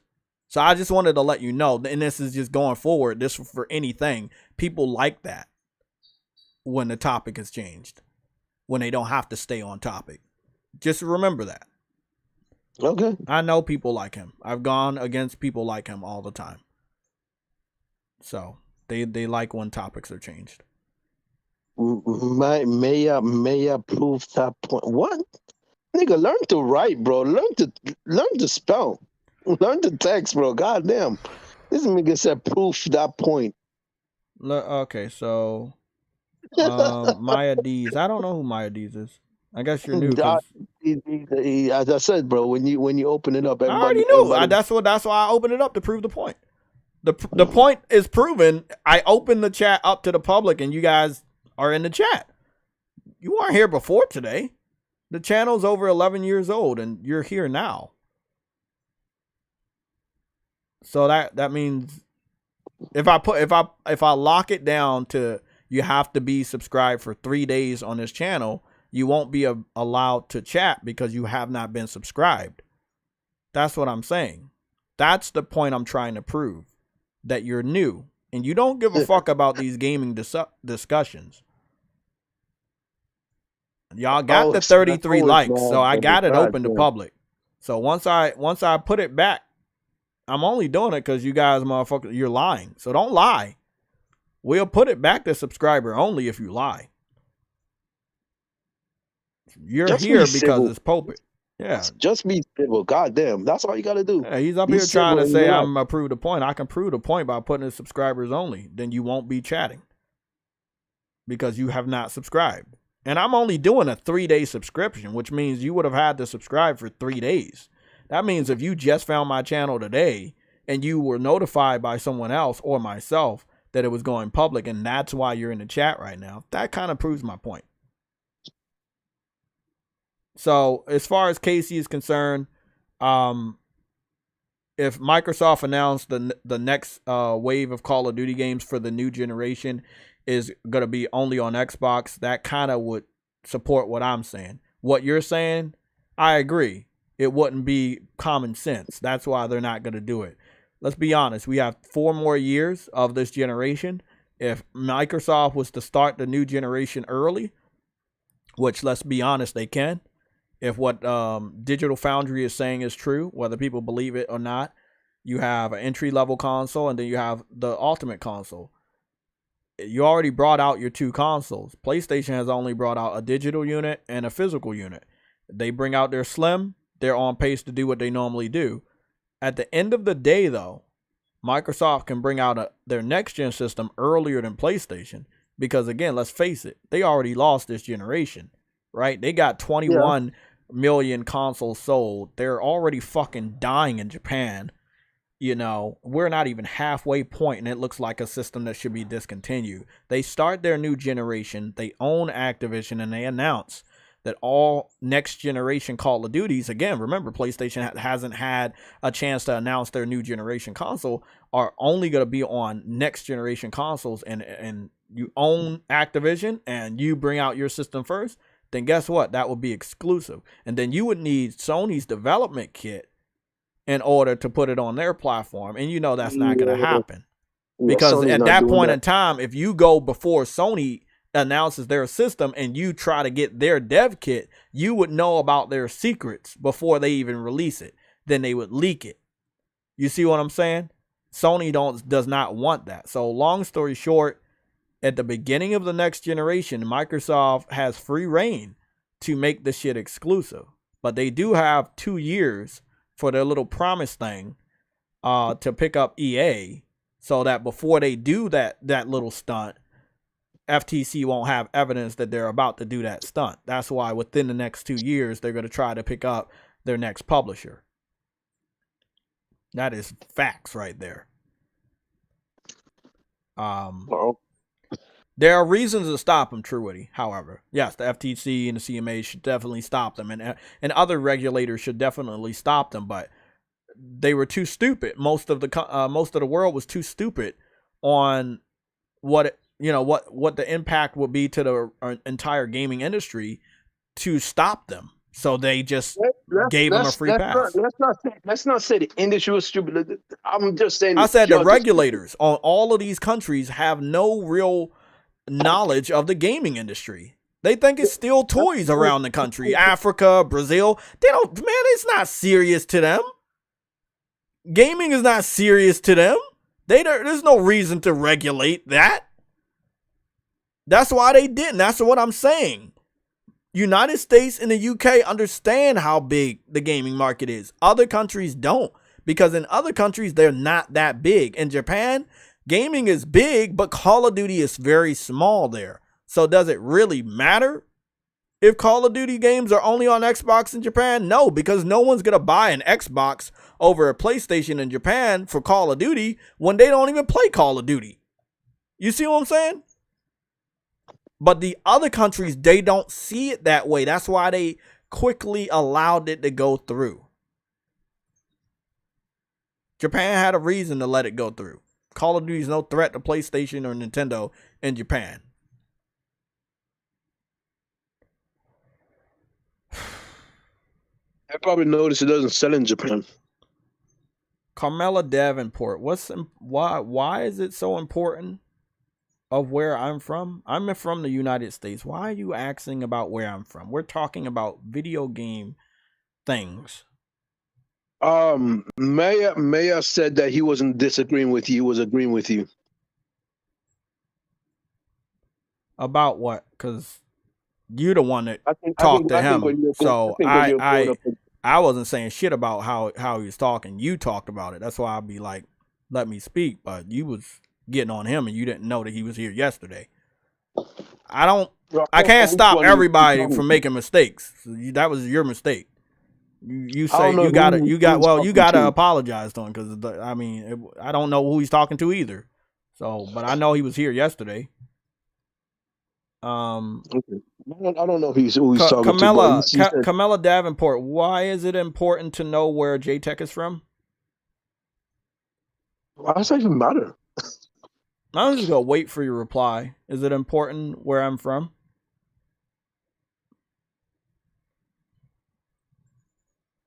And people wondered why I locked the chat to subscribers only. So I'm gonna wait on his or her answer, and then after I get that answer, I'm gonna lock it back to a 3-day subscription. It's best for you guys to subscribe because we're not gonna be dealing with random weirdos. Okay, so if I was you, I would subscribe. I'm gonna just update our subscription goal. Because you have on and what? And that's not how just All I'm gonna say, it doesn't matter where I'm from. Stay focused. Stay focused on video game. Don't talk about me. Don't talk about where I'm from. Let's stay focused on video games. I don't even know you. I don't even know a lot of people that world to talk about where I'm from, man. That's creepy. So just stay focused on video games. Let's talk about Xbox, PC, and PlayStation. We're not even that close, man. Like, we're not that close. We're not that close, bro. Again, people be wondering, Jay, why did you start locking the chat down? Why do you do so I can like talk to people that really want to care about video games? I'm not like trying to talk about anything else. We're trying to be here to talk about video games. We're not talking about anything else.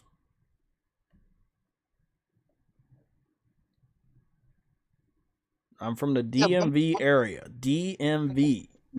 So that's one thing. Like, I'm not here to talk about me. We're here to break down the gaming news. I'm going to get ready for the rest of the topics. I'm going to change the subscriber goal because we got 2 additional subscribers today. So I'm going to change the goal. I don't know why they keep telling me it's too. I came back at the right time. You came back at the right time. Who said it came back at the right time? Henry Heck. Gotta start the whole thing over. Okay, what's the goal? The goal would be, and again, I'm not trying to be rude or disrespectful to anybody, but we're not here to learn more about me. We're here to talk about video games. The slogan for our group is keep it gaming, not keep it personal.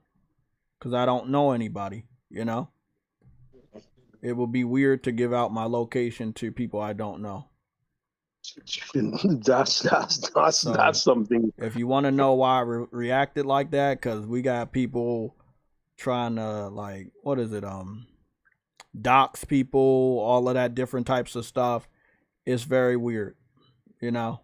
So, out of caution for my own safety and the safety of other people that are part of this group, there's no point for us to give out our locations. So, yeah.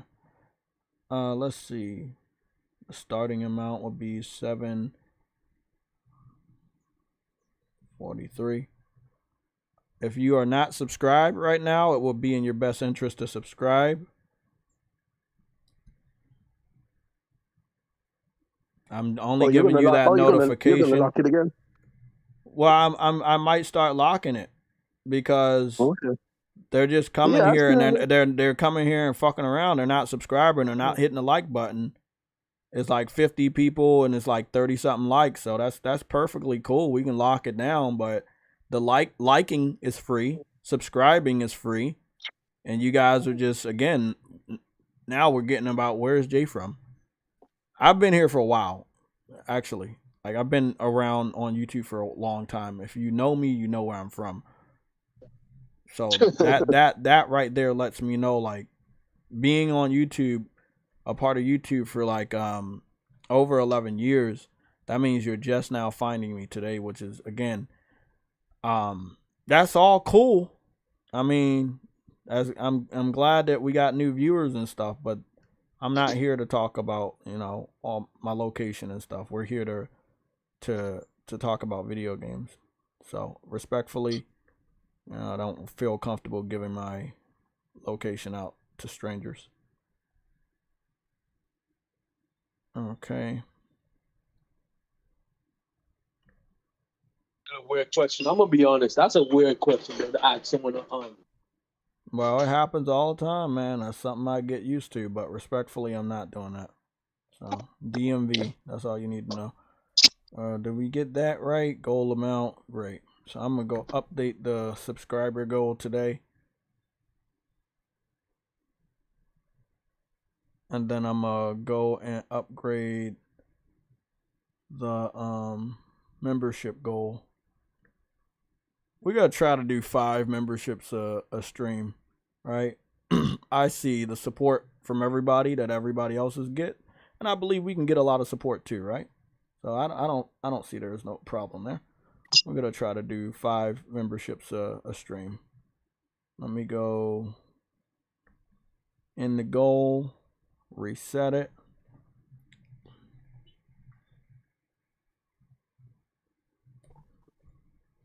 PSLOG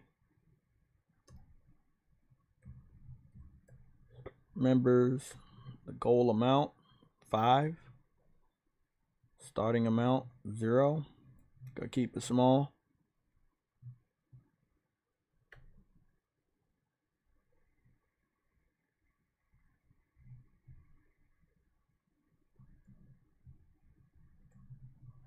Okay, there we are. Great, cool.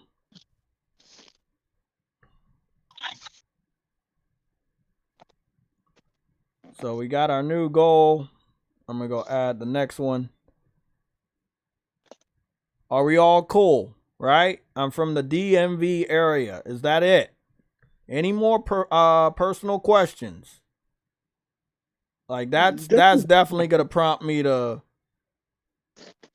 Yeah, that's about to prompt my ass to definitely put that shit on private. Please, that is, if we don't know each other, man, that is, I'm sorry, that's a no-no, right? I wouldn't go around and ask where everybody else is from. Okay, we're all good? Y'all hitting the like button? Okay, we're all good. Let's continue.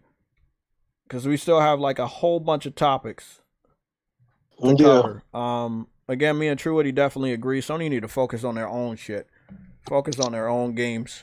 Like, make your own games and invest in your own games. And again, the $2.1 billion that we found out about yesterday during the Truth Hurts stream, it was really, it was a breath of fresh air that they were at least on the same page that we are on. They are late though. Like a whole generation late. We wanted them to focus on multiplayer last gen. We're in the middle of this gen and they're just now getting on board. This is too much focus on Call of Duty. If you're not planning on acquiring a studio, you should not put that much of your energy into another studio. You made Call of Duty bigger than it was when Xbox had contracts on the 360. So you made your own worst enemy.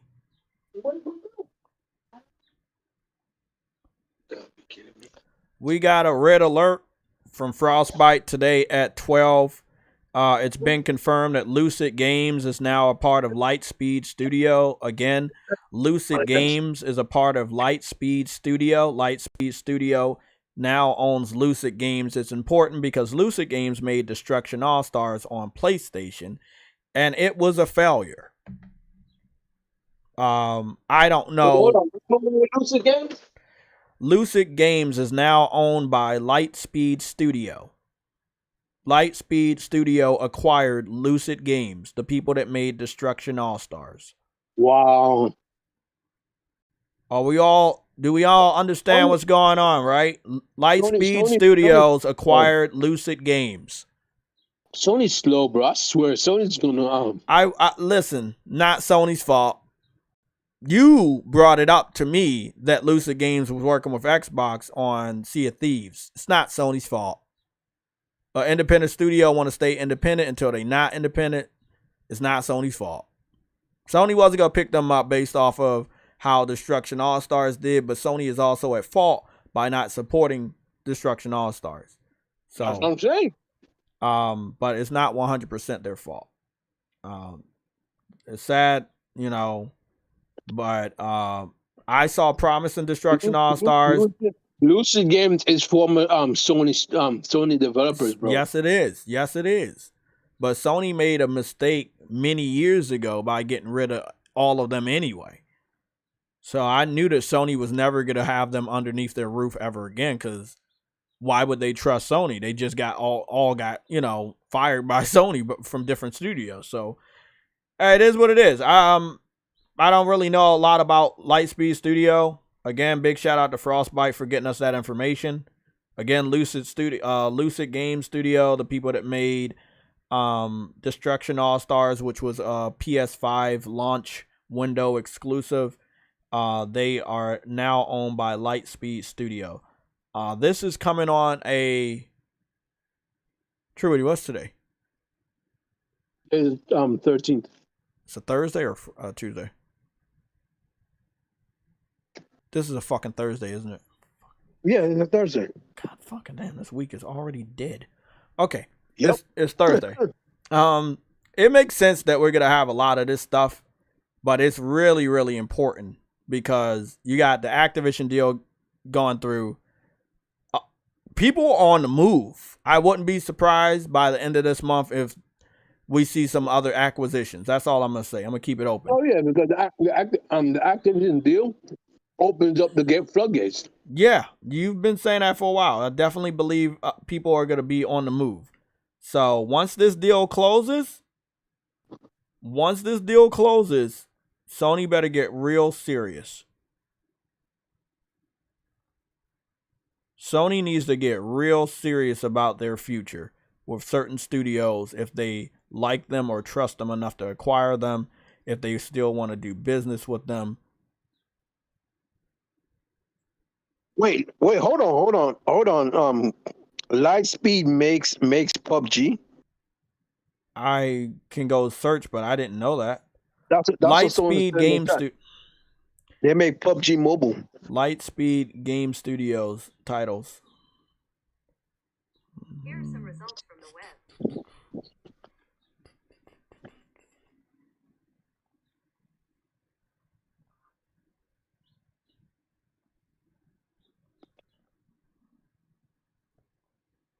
PUBG Mobile, yes. PUBG Mobile Pro League. They do PUBG Mobile. That's interesting. Yep.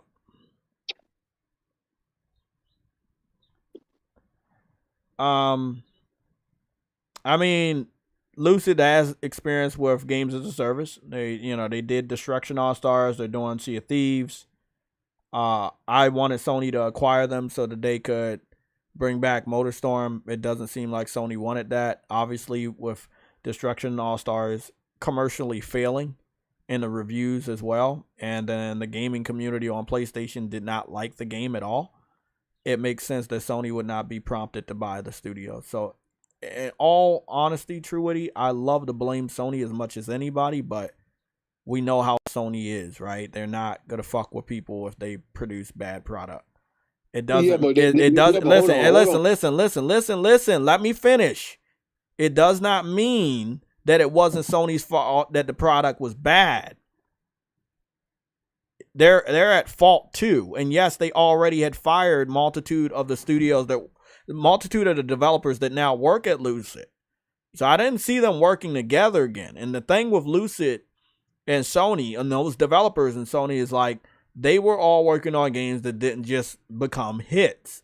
That's what Sony's looking for. They need to stop looking for that. They need to give support. They need to wait, and that is Sony's problem. Hopefully, going forward with new games as a service, they can get out of this mindset that if something's not an automatic success, they should drop support.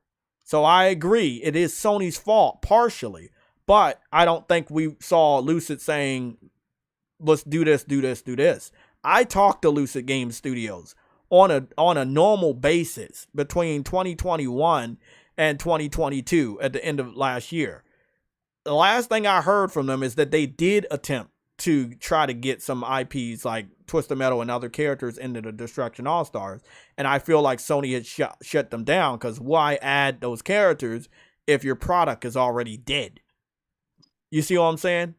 But the thing is, I'm not a part of their team. You're not a part of their team. There is valuable knowledge we have of what gamers really want when it comes to a service-based title that for some stupid-ass reason, even though they went through 4 to 8 years of college, they don't know what we want. So I'm hoping that this new division that they have can actually understand what we want. It's not very hard because we're all a part of the same internet. If they do just an ounce of research on what we like, they can do better. But this mentality that Sony has, that if something's not an automatic success, they should run away from the thing they created, is fucking horrible. They need to change that now. They're about to have their hands into a lot of multiplayer titles. And what happens next if they're not successful at start? Will they just abandon it? So Sony needs to change the way they act about games not being good at the beginning of the lifespan. You never know if things can change. Look at No Man's Sky. Sony did that. We know Sony did that, right? Mm-hmm. No Man's Sky was bad at the beginning, then they left. If they would have stayed, they would have had that game only on their platform in PC. You see what I'm saying? That would have made a lot of money from them. That would have been good for them. But nah, it was a failure in the beginning. Let's run. And then it becomes a fucking success later on. And now Microsoft is looking at Hello Games. I mean, whatever. I don't know. I don't know that. But you saying that, but I don't know. But I'm just saying, don't give up on something because it looks like it's not doing good. You never know if people are going to gravitate back. There were PC games, like remember that Up game that people have been playing lately where you got to climb all the way up into outer space or some shit. That's an old game. PC fans made it popular again. You know, you never know if you got to have that type of game that is old and then people grab to it and then they love it. And then, you know, you got a hit on your hands. You don't know. So Sony gives up on shit too easy. So it makes me wonder why they go in this route. That's why I have that question. That's why I kind of don't want them to go to the games as a service. If you add games as a service elements to a traditional multiplayer game, that is not that bad to me. But if you have a history of dropping multiplayer games because they are not successful at launch, you should not have anything to do with games as a service. That's 100%. You know, Xbox, they support games. They are failures. They are bad, but they still support games because they can eat the loss. Sony may be different because, hey, we lost a lot of money in the beginning. There's no point in dumping more money into something that's a failure. I can see what they're looking at, but when it comes to a multiplayer game, it gets better through time, or at least it's supposed to be set up that way. If they can't understand that simple concept, they should not be messing around in this field because they're going to lose a shitload of money if they don't change their fucking attitude. This is just facts right here. I can pull up a lot of multiplayer games that Sony owns and they did not support. I can point to different aspects of these multiplayer games that they did not support. They need to get on a different wavelength when it comes to these multiplayer games. Understand that it takes patience and time for these games and communities to grow. Or you're just going to be throwing everything in the trash after a month.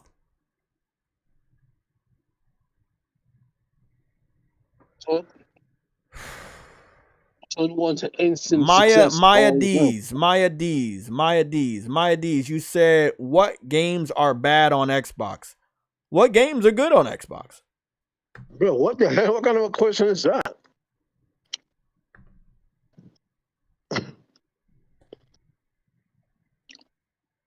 What games are good? I texted Okay, to you. okay, hold on. You know what? Let me look at this from an objective standpoint. There's no way to look at it. Don't Yes. fuck yourself up. Don't fuck yourself up. Don't do it. You walking into the trap. Don't do it. He's a fucking troll, man. Don't fucking do it.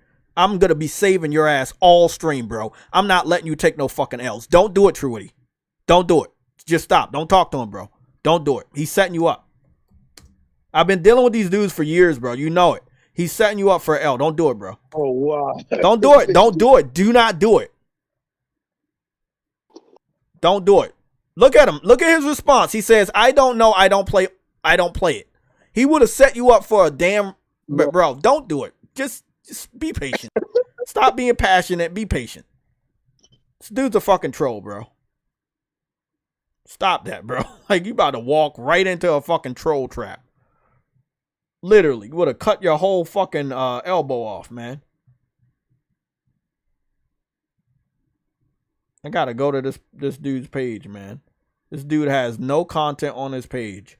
No videos on his page. There's no information about me. He made his account April 20th, 2023. Why are you replying to trolls, Truity? Why, man? Okay, that's understandable. Don't worry. You're not taking an L. Don't worry. I just want to save you, and I don't want you to be frustrated when I save you. Just know that I know more about these types of people. That's all I'm saying. He's setting you up for a conversation. He's going to say, well, what's bad about it? Then we're going to tell him what's bad, and then he's going to have an objective opinion and then try to twist it. I know the whole thing. He gets blocked. We're not wasting time with that.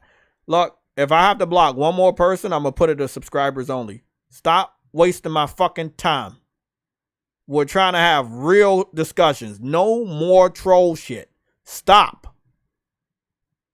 This is not a home for trolls. You try to troll and shit, you get blocked. Too many of these motherfuckers come in, we put it subscribers only 3 days. You have to be subscribed for 3 days. I'm not doing the troll shit. Come here and let's talk like adults about the future of gaming. No more troll shit. I've been told y'all that for years. Whether you're a PC dude or you're I don't got time for it. Stop, man. Or I'll make you stop. One more fucking troll. I put that shit back on subscriber only. We are pushing that, JayTech. No, man. Like we trying to literally get to, okay, where do we go from here for PlayStation? Xbox, we know what they're doing. We don't have to discuss them at all. Their tactic is strong. The games that are popular on PlayStation will now fund Xbox because people on PlayStation are too stupid, the casuals, to stop buying the game because Xbox owns it because they don't know that Xbox owns it. So they're going to keep buying the game, right? Well, Sony is not making that much money off of that game because that game is no longer independent. And if more people on your platform buy the game, you're funding your competitor. Yeah, this is when people say, oh, Sony should allow the game on their system. Why? They're not making the money they once were. If anything, they're making less. And now you are set up in the future to maybe have to pay Xbox to even have the fucking game on your platform. So what you need to do, Sony, you need to focus on your own studios, your games, right? What's going on, Vitor Grego? I haven't saw you in a while. It's good to see you. You need to focus on your games, your own multiplayer titles, and change the way you think about how you produce games, man. Because the way Sony been going about it, like if a game doesn't do good in the beginning, you fucking stop support. You don't talk about it. You don't celebrate, like PlayStation All-Stars. Was 20, what was it, 20, the game came out in 2012. Weren't those contracts that Microsoft were giving out kind of suspect anyways? Doesn't Why matter. would Sony sign one of those? Yeah, I understand. Sony would never sign one of them, but I'm saying them being suspect didn't matter to the judge because, like, again, the judge didn't grant the injunction, so she must have been. I mean, Microsoft's not stupid, but you know, the judge. No, Microsoft's not stupid because if you were, you wouldn't be trillionaire company if you Exactly. if They you were were they made it through. I wouldn't say it was a smooth sailing though. no, it wasn't I mean, we smooth, learned but a lot more than they we could. ever learned ever in any generation about Xbox and how they maneuver. That's a good thing for Sony because now Sony knows how they're operating. Sony need to invest tons of money into what they're doing. And again, they need to be patient. You're not gonna make money automatically. Look at this example. Putting games on PC. Putting games on PC is not a surefire way to make your money back. Right? And they're going to keep putting games on PC, but they're not making their money back. Actually, they're losing it because the amount of money that they hope to make in 2025 and 2026, like, they're not making that from PC ports. And now they got to switch and try to make long-term goals, like make a multiplayer game and then people give money over time for a game that they like. But if you dump a lot of multiplayer games into, let's say, our ecosystem in a single year... Hold on, Jay. Uncompetitive, is that true? Yeah, I'm just gonna shut up. No, you just. I'm gonna just say respectfully, it doesn't matter. None of this matters. The goal was complete. Microsoft gives no fuck if the judge was appointed by Trump or Biden. None of this matters. Not an ounce of that matters. At this point, it doesn't matter anymore. Yeah, you're right, but even before the judgment, why would the judge being appointed by Biden? Why would that matter to the case? Somebody break it down. True Witty, Uncompetitive. Can someone break it down? Why the judge being appointed by Joe Biden? Why would that matter? To me, as a gamer, I mean that. Oh, as a gamer, it doesn't matter.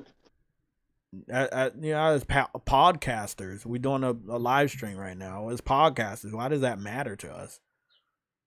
Trying to figure out. Yeah, so I mean, thank you for the knowledge, but I just doesn't make sense. As a gamer, it doesn't, but for knowledge basis. Yeah, I mean, again, I mean the thing here, the knowledge that we gain is that the judge had a son that works for Microsoft. I think that's way more important than the judge being appointed by Joe Biden.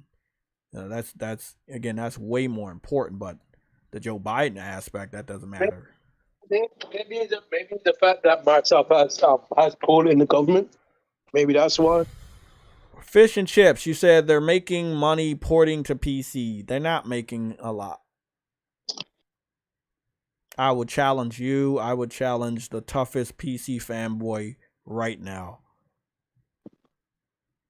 What, like, let's be real. What kind of money are they making? Is it more than the money they're bringing in from Bungie? Is it more than the money they bring in from consoles? It's the least amount of money that they're making. Even their cameras and TVs and all the Sony's other electronics are making more money than the PC ports. They're not making shit with the PC ports. Go talk to your neighbors. Talk to your local PC fan. They don't give a fuck. They're excited that they no longer have to buy a console, but now they can just wait for a game to go on discount or pirate it. Like you're not making money, man. You're not making any noticeable money. It's like the least amount of money that you're pulling in from Sony is PC ports.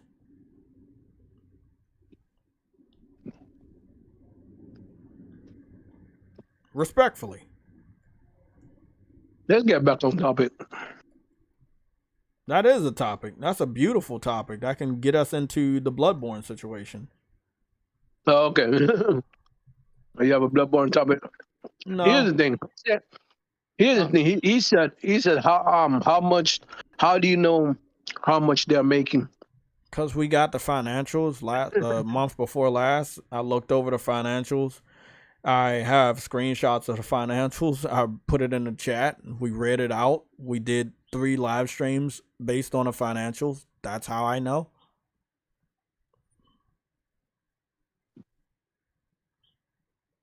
So if you wanted to know how I know, that what they're making, or that they're not making a lot. We had the financials. They actually give out numbers in a disclaimer, or in fine print down the bottom. It says most of their money came from Bungie, not from the PC ports, which means if they didn't pick up Bungie, they would have made so little money that they would have had to let people know they made a loss. Every year that they put games on PC, they're not making money because, look, the shit's very cheap on PC. Like I said, you have the option of piracy. Games go into discount really quickly over there. You're sharing a percentage with Steam. I wouldn't say that's a positive for Sony. I mean, word of mouth, maybe eventual positive feedback from the PC community as far as PlayStation is concerned. But I've been around the gaming community. The PC fans love Xbox, even though they create dog shit. They got over 13, 14 high quality exclusives on PC right now from PlayStation Game Studios, and they don't seem to really care. Spider-Man's very popular. God of War as well, but that's pretty much it. Sackboy flopped. Returnal flopped. Days Gone flop. Death Stranding, no one cares about that shit on PC anymore. It came and gone. Look at the amount of mods that they make for a PlayStation port, and it lets you know how much they care about it. The games with the most mods are the games they care about the most. God of War, Spider-Man, they have the most mods on PC. That lets you know that they truly care about those games. But the other 11 games or 12 games, they don't give a fuck about. Yeah, I wish they did. I mean, that's the goal, right? They care a lot about the games and they buy it on the same level that we buy these games, and then Sony makes money and then they can invest the money back into multiplayer stuff. Yeah, but they're not that dream is not happening. I wish it was that way, but that dream is not happening that way, bro. Like, people been telling me for now 3 years that they gotta do this, they gotta turn a profit and all. Like, bro, they making more money because the game's dead, but they not making that much.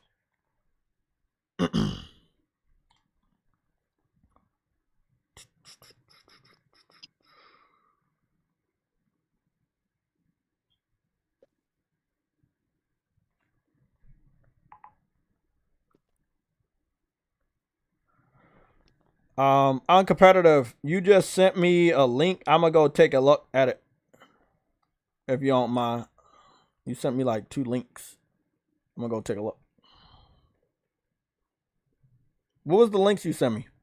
Something about a court. It said Judge Corey to serve as a United States District Court for the Northern District of California. President Joe R. Biden Jr.'s nomination. Okay, cool.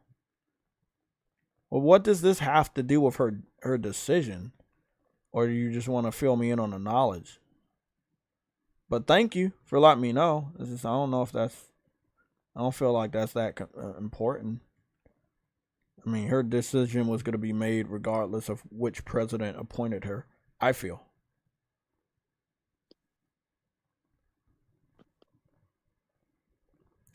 Linda Khan basically tried to make up law and use the FTC in House Court ruling as precedent. Lena Khan says the FTC is appealing because of staff opinion. What a disaster. Microsoft Activision King out. Okay. You sent me a tweet by Peter Ovu 5 on Twitter, a well-known No, that's niggas an Xbox. Yeah, I know. Uncompetitive. What was the context behind this? Do you want me to play it? You want me to listen to it? Let me listen to it. I'm gonna mute my mic.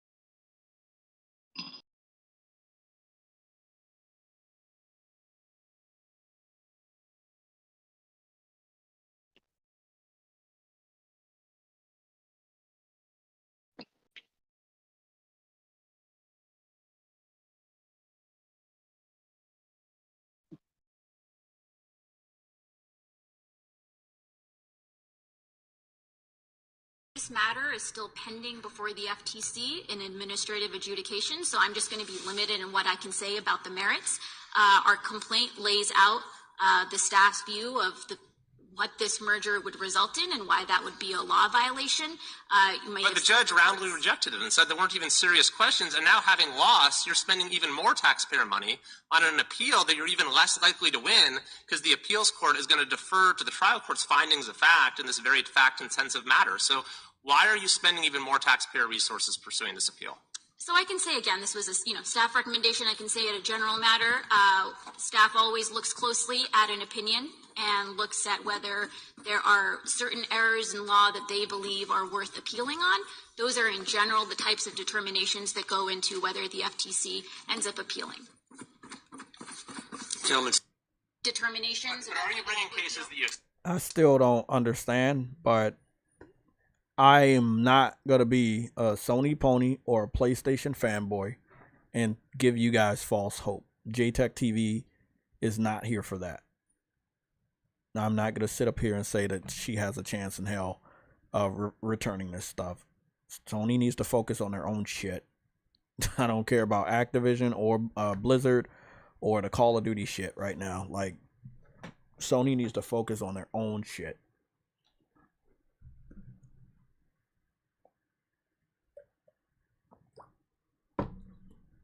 Thank you, Uncompetitive, for so much knowledge, so much evidence. Looks like they're still trying to do the appeal. Don't know if it's gonna be successful. We'll see. We'll see. She said, Uncompetitive, you said she is limited in what she can give. That makes it even worse. But what does that mean? Like, who's limiting her? Why is she limited? I still don't understand the context behind the information you gave me. So why is she limited? Who is limiting her?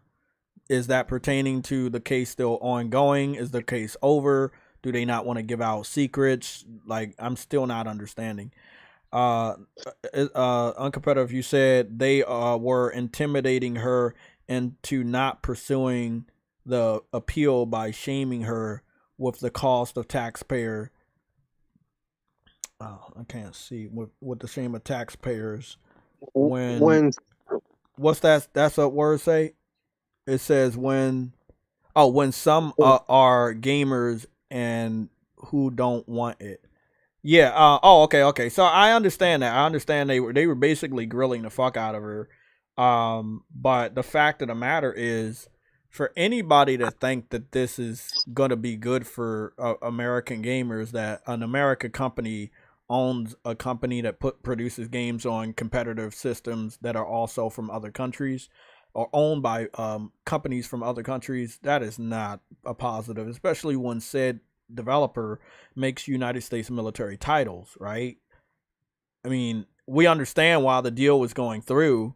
We understand how big of an impact this could be. An American company owns another American company that makes military games. That American company is not out there doing business with, let's say, a Japanese gaming company that is dominating an American game company, right? So I understand why this is going through. I understand why it's being championed by a United States gamer. But since I am not one of those United States gamers that really care that much about military shooters or shooters that much, you know, on average, you don't see me playing a lot of shooters. I play a lot of indies, RPGs, adventure games, stuff like that. But I use my brain, you know what I'm saying?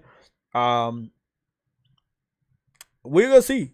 I stand by it. I want this to go through so Sony can be focused. They need to lose what's important to them so they can understand what was always important. Their IPs, their games, their talent, their studios, their real gamers. Let's say they lose 20 to 30% of their install base. That's perfectly fine.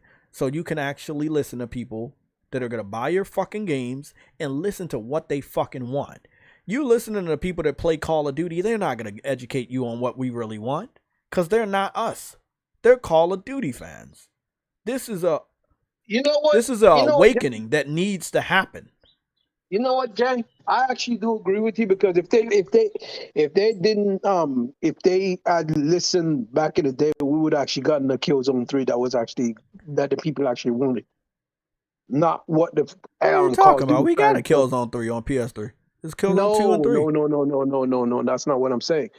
Remember when it came to Killzone 3? Yeah. They listened to the Call of Duty community and the beta, and then they changed the game, and people was mad. Okay, I get what you're saying. Yeah, you're fucking right. You're fucking right.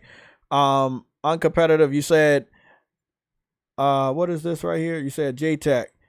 It would be prejudice.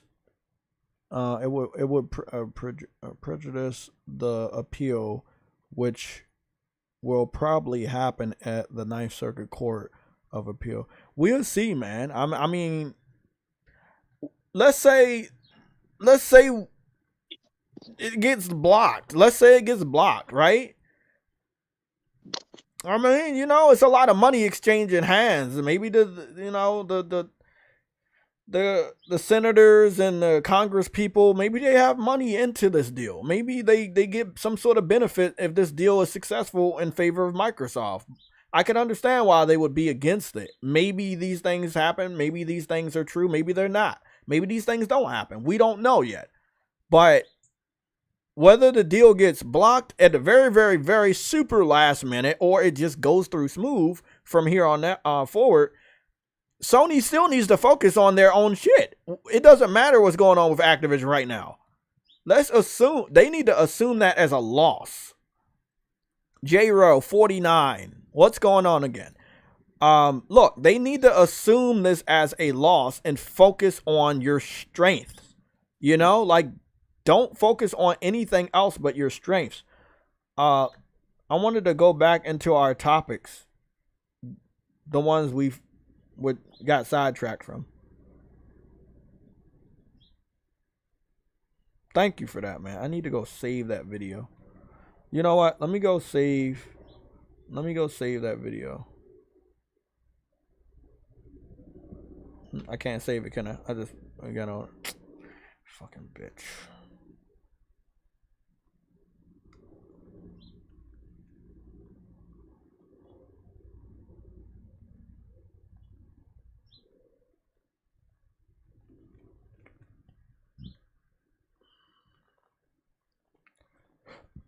I'm gonna go save this video real quick,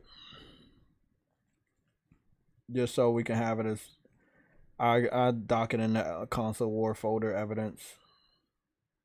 Download.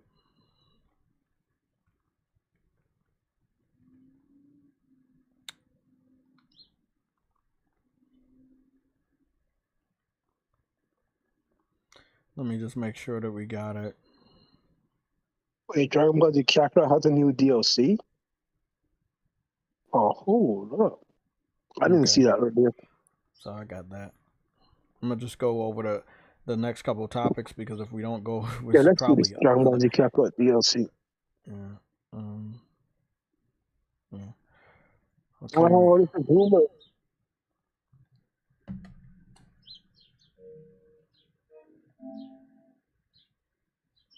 Oh, wow, yeah.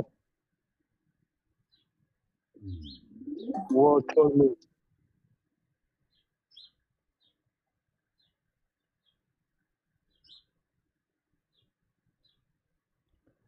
Okay, so I'm gonna go to PlayStation. Be sure we're covering everything. We got that. We got that.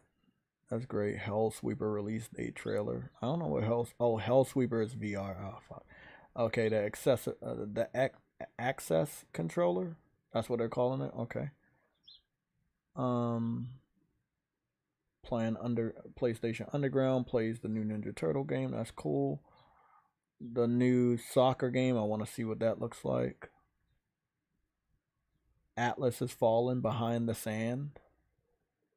I'm curious to see more Atlas Has Fallen. I remember people talking to me about it and asking if I wanted to buy the game. They delayed the game, and then I don't think it's a day one. But I wanted to talk about our next few topics. They were going into sales. We covered all of that. That's all good. I wanted to cover Street Fighter 6 in the UK, and this is also pretty interesting. You know, we had just covered Japan sales a while ago, and then we got sidetracked. So the UK sales for Street Fighter 6 are very interesting. Now, Street Fighter 6 is now at number 8. Final Fantasy 16 is much higher than that. Final Fantasy 16 is at number 2 in the UK. Street Fighter 6 is number 8. Now, Street Fighter 6 released before Final Fantasy 16, but it's on 4 different platforms, while Final Fantasy 16 is only on 1 platform. With that being said, it is really interesting that these are the percentages. 52% of the sales came from the PlayStation 5. 23% came from the PC. And then 17% came from the Xbox Series X and S. So when Xbox fans tell us that Final Fantasy 16 would do better if it was on more platforms, there is a game that's on their platform, that's on 3 other platforms, that has crossplay support, and it sold less than the PS5 version. So this is, again, let me give this percentage. PS5 portion of the sales for Street Fighter 6 are 52%. The Xbox Series X and S portion of Street Fighter 6 is 17%. 52% is stronger than 17%, right? That's more. So then PC is sitting at 23%. We know PC fans have reasons to pirate games, wait for game discounts, but they still purchase the game more than Xbox Series X and S. That's very interesting. Then PlayStation 4 accounted for 7% of the sales. So 8, 9, that's 59% for PlayStation 5 and PlayStation 4, and only 17% for Xbox Series X and S. What we're looking at is, again, I would love to see a situation where Call of Duty is only on Xbox. The way they make money is by raising the price of Game Pass. If people are going to be subscribed and they want to play Call of Duty every year on Game Pass, raise the price of Game Pass so you can cover the cost of Call of Duty. Because if you take it away from PlayStation for the following generation, not this generation, but next generation, you're going to be confronted with people that are not prepared to pay for the game. Unless you put the game out to be paid for again. So there's something very, very interesting about that. Again, there was an award show that came out, and this was the Develop Star Awards. These are the awards that were given away. Best visual art was Horizon Call of the Mountain by Guerrilla Games. Best audio was God of War Ragnarok by Sony Santa Monica. Best QA and localization was Keyword Studios. Best technical innovation was Horizon Call of the Mountain by Guerrilla Games and Sony Interactive. Best technology provider was Unreal Engine. The best studio was Roll7. Best small studio, Black Salt Games. Best game, which is their version of Game of the Year, God of War Ragnarok by Sony Santa Monica and Sony Interactive Entertainment. The publishing star went to Team 17 Digital. The best mobile game was Desta: The Memories Between. Never heard of that. The best game design was Vampire Survivors. The best original IP was Hi-Fi Rush. Hi-Fi Rush was the new best original IP. So Xbox, or at least Bethesda, did get one award. Then the best narrative went to God of War Ragnarok from Sony Santa Monica and Sony Interactive. So those were the awards, or a good portion of the awards from the award show Develop Star Awards. So a big shout out to PlayStation devs and also Bethesda for Hi-Fi Rush. I would expect that Diablo 4 gets a shitload of awards for the next year of award shows. I'm not even going to sit up here and lie to you guys. Prepare for Diablo to get a lot of awards.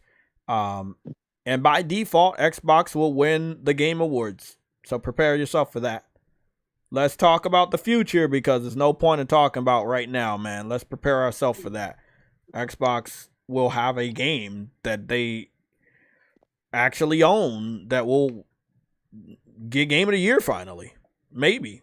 If Diablo gets Game of the Year over Zelda, they will break their losing streak. True Woody, what's your thoughts on that? Buy enough of the industry so you never lose to a Game of the Year award? That's a tactic. Yeah, that is a pretty good tactic, yeah. If you own everybody, you can't really lose Game of the Year, can you? Nope. You got Bethesda, you got Activision. Yeah. You can win best shooter and you can win best RPG because no one likes to bet against Bethesda. Exactly. Lovely, man. Lovely. That is our future, man. That's a good strategy. We're gonna talk more about Helldivers and what Sony can do with that. Again, they're investing $2.1 billion this year, not next year. So that means they're ready for something this year, and I don't know what it is that they're preparing for. But remember, I think they can do a lot of season pass and skins for your armor. Oh yeah, well, I want to talk about that in great detail, but we still have to break down the other gaming news that happened today. So let's just go dive into that. I wanted to go take a look at the. Sorry, that's wrong. If I may comment. Is that okay that I'm here? Yeah, one second. Let me just take this. Yeah. What's up? As you were discussing Game of the Year, I think it's between Final Fantasy 16 and Zelda. And I personally think Zelda will win. You don't know Jeff Keighley like I know Jeff Keighley. Yeah. You don't think Diablo 4 is gonna be nominated by Jeff Keighley's award show? No. Really? What are you willing to bet?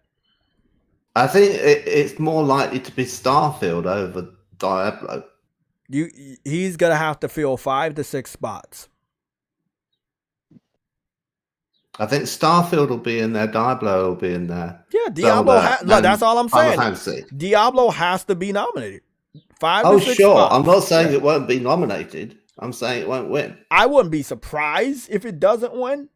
Zelda is like the front runner, and I think Starfield will be.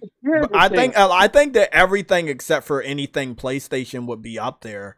I feel like because again, people say Square Enix isn't PlayStation, even though their game is first on PlayStation.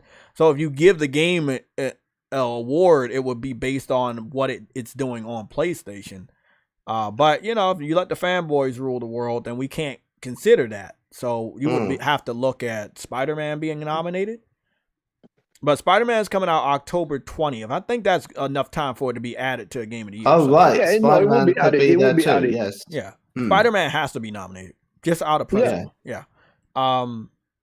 As far as the 3 front runners, that would be Zelda, Starfield, and Diablo.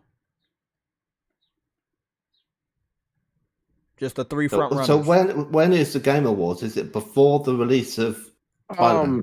It's in the Game Awards December. I think it's November. It's December. Yeah, December. Yeah, the beginning of December. December 8th, I think. 8th or 11th, one of the two. Yeah. So Spider-Man will be able to get in there. Starfield will be able to get in there. The cutoff, I think, is in November, the end of November. Yeah. Yeah, I have no doubts. I mean, but the strategy we talked about, like if you own enough of the industry, by default, you do have a game that is nominated or maybe even possibly wins, and you win that way. You're not producing anything. You just buy people that do produce winners. Yeah, you're buying publishers that produce games and win not naturally on their own talent. You're not. Yeah. You're not using. It's pretty fucked up that the American government doesn't understand the stuff. You gotta understand though, Jay. Who started the gaming industry in the first place? It wasn't the Americans. It was. You know what I'm saying? Well, hold on. Yeah, I say Japan. A lot of people are like, oh no, Atari, but Atari failed, and Atari, yeah, but even I would say hold on, Japan. even if people said Atari, that's still Japan. It's not American. It's not American, so they don't. Atari's a gaming Japanese company. Goddamn. I thought that was synonymous. With, No, it's to do with the game of Go. It's a term that's to do with the Japanese game of Go, Atari. Oh, okay. It sounded like a Japanese name. That's why I was like, oh. But but in America, it's like it was more of an American game company, even though it's weird, right? Yeah, they said it. They said Mike Johnson said it sounds like a Japanese company. Is Atari a American company? Let me see. Not taking. According to Wikipedia, was an American video game developer and home computer company founded in 1972. I'm not taking no L's for you guys. I'm not taking no fucking L's for you guys. Atari was a key player in the formation of the video arcade and video game industry. I'm not taking no more L's for y'all.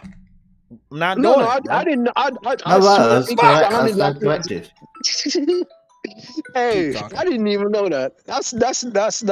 That's cool. I didn't know that. But to be quite fair though, it was the Japanese are one that popularized freaking gaming, bro. It wasn't the Americans. Oh, that's right. My memory's gone. It's the guy who founded it went on to found Chuck E. Cheese, didn't he? That right? I don't know. I don't know. I'm gonna just Google everything. I'm not trying to take no I don't L's. even know the American, so like I don't know. I'm not going to say anything against that. Atari's American. God damn, I always thought Atari was Japanese. Doesn't even sound American. It doesn't even sound like an American name. No, I'm saying that Atari is a Japanese term in the game of Go. That's what got me confused. Anyway, I've not had enough sleep, so my brain's misfiring. It's all good, man. I was up all night. I was up for 4 hours in a space last night. Twitter Spaces, first time I've been on, and I didn't realize that you can't get into it through a browser on a computer, and you have to have a phone. It's weird. So I kept on raising my hand, and it was just a hand emoji, and it wasn't actually like I want to say something. So I had to get a phone out eventually and do it through that, and it worked. So, oh wow, yeah. So that's 3 hours of like putting my hand up and being ignored. Okay, Atari is an American company, so it's not Atari. Again, gaming started in Japan first. I don't give a fuck what you're talking about. No, it did. Yeah, video games, all that, Pokemon cards, all that shit. Japan is where it started first. The fact that the Xbox Series S is only selling 55 fucking units in Japan, and all of Japan, and then if you add that to the Series X, it still doesn't get over 1,000. And the PS4 is selling over 3,000 in Japan, while the Xbox exists. If I was Microsoft, I would discontinue that shit in Japan. But again, Microsoft has enough money to take an L in Japan every fucking generation. The next step for Microsoft, which they haven't taken so far, so that means it's going to be a big uphill battle for them, is to buy a Japanese company and make those games exclusive. And they can't do that. They said. Then that's something that Sony needs to do. If they can't do it and you can do it, then you need to get on that shit. Not everybody. Yes, I need Sony to start small. Start with Square Enix and then move on to others. Yeah, even Microsoft said that. In the court's case, I think they said that they couldn't do that in Japan. I think Japanese law prevents a foreign country owning one of their businesses. It's not impossible, but it's very difficult. I think you have to you have to have a part of your business in Japan to then merge with it in Japan, but I don't know. I think there's a reason why Microsoft doesn't own Sammy. Yeah. They wanted to try and buy some. That would be the most obvious move for them. Yeah, because they could then remake such an amazing back catalog. Yeah, but that's what they were saying. They couldn't do it. Yeah, they can't do that. It's against the law. They can see that's why it's so easy for them to get Activision. They're gonna be able to get EA too. I'm a mark my words. Everybody's gonna come back That would here. be a good They're fit gonna for pick them. up. Yep. EA would be the right one to get. Yep. I think they shouldn't have gone after ABK. They should have gone after EA. No. Listen, you have to listen to the strategy on competitive. If you buy the person that costs more than EA, then when it's time for you to pick up EA, nobody's got bat an eye. That's true. No one can take. So remember, they picked up the cheapest. They was able to get away with it. They picked up the most expensive one. They're getting away with it right now. Now they got to pick up the one in the middle, which is EA. They're very smart. You can even argue that they don't mind losing, and then they end up saying, "Well, you know, you didn't let us have this. Could we have this, please?" And you kind of like go, "Oh, all right." You can have EA because we stopped you having ABK. What do you think the chances of a real appeal happening? Because what the judge. Oh, I think it's happening. I think it's happening this week. You don't think it's gonna be too late? No. I think the FTC are going to go through to the. I mean, the FTC is the government. People forget that, and they're going to go to the higher court. They don't have to have the approval of this judge. But that's what I'm saying. It's a time constraint. That's a lot of work. It's a time constraint right now. That's what they've been shamed by the opposition people, the plaintiff, into wasting taxpayer money. But it's there to defend the taxpayers who want to have games not be lacking in competition and creativity. So I think it's pro-consumer, all the things that the FTC are doing, and I approve of them spending taxpayer money, keeping Microsoft from doing what they're doing. Microsoft is trying to monopolize. That's my freaking. That's my consensus on the matter. Yeah, and we all hate that, but we're at the end of the day, we're just gamers talking, and we can't force Sony to listen and no, not that. We can't force Sony to listen and do what's best to protect them. We've been talking about this stuff for years on this channel. I've felt this way for years. I've expressed this for years. Focus on your own IPs. You have great talent. You have great IPs. Focus on your own shit. No. We're going to switch around our games that we normally bring out on a holiday. We're going to bring them out in the other part of the year because we so love Call of Duty. Call of Duty means so much to Sony. This is what Sony was doing for 10 years. They stopped releasing... Hold on.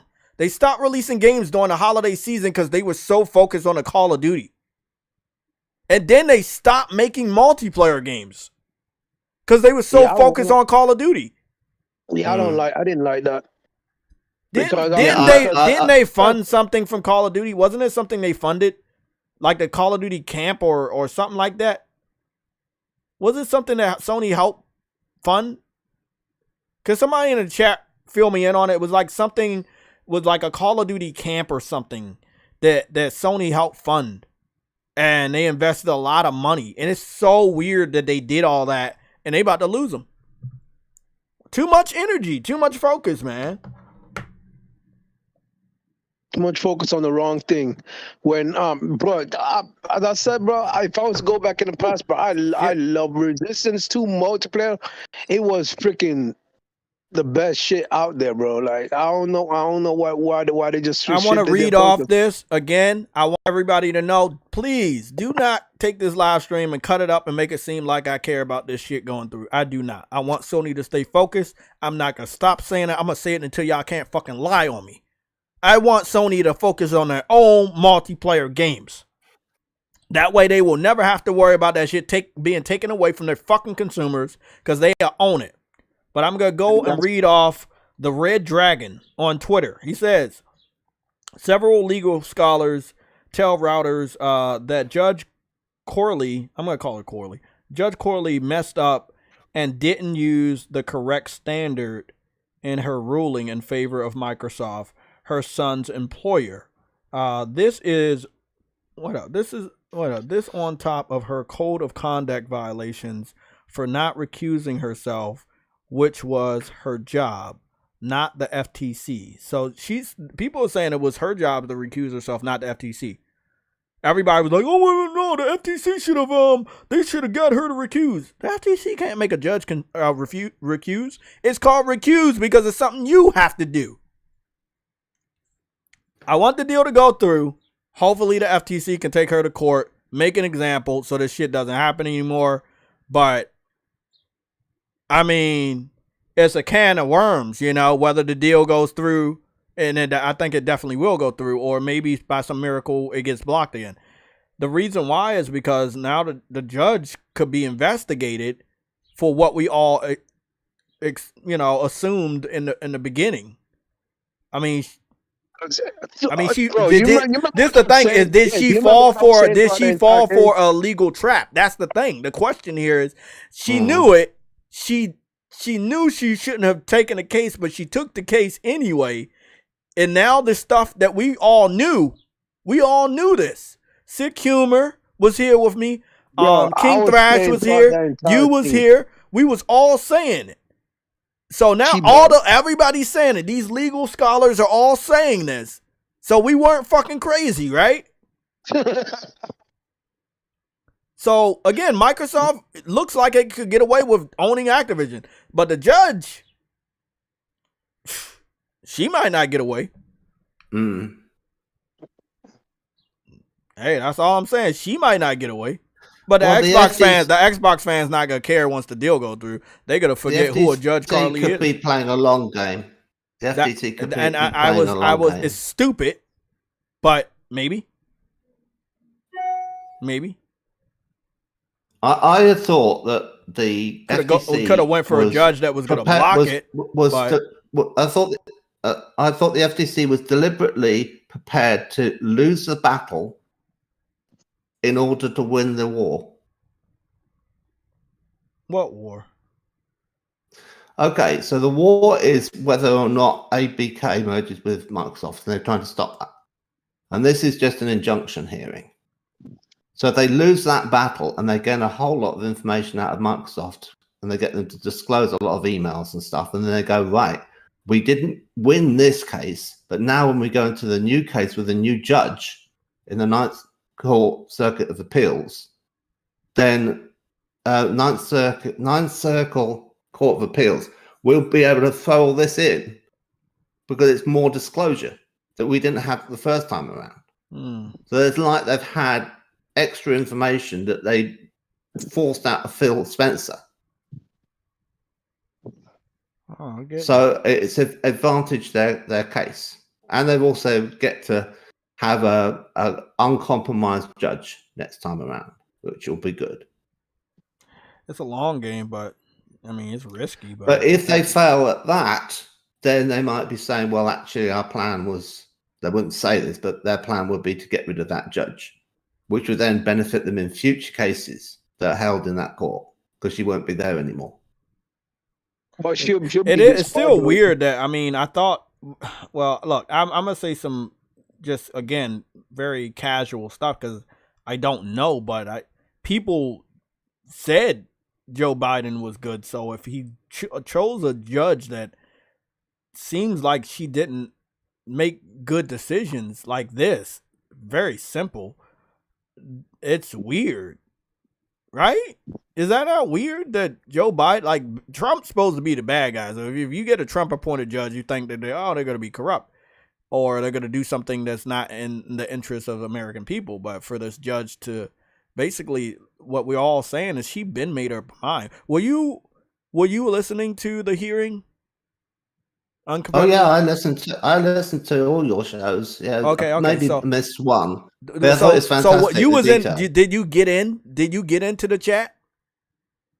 I could only. I wasn't on your Discord at the time, but I heard your all the talk. Okay. So when she had finally basically understood, this was the 5th day, right? It was on Friday, and she basically understood that me, Sick Humor, and King Thrash, we all like reacted. They were like, "Oh man, she finally gets it, bro." Why would she get it at the closing arguments? Why would she finally understand? So she admitted that she knew. This is right now. I'm gonna be honest. It'll be more the FTC taking her to court than Microsoft. Let's say Microsoft is obviously going to win this, right? I'm not going to be on file saying, hey, I think they're going to block it. No.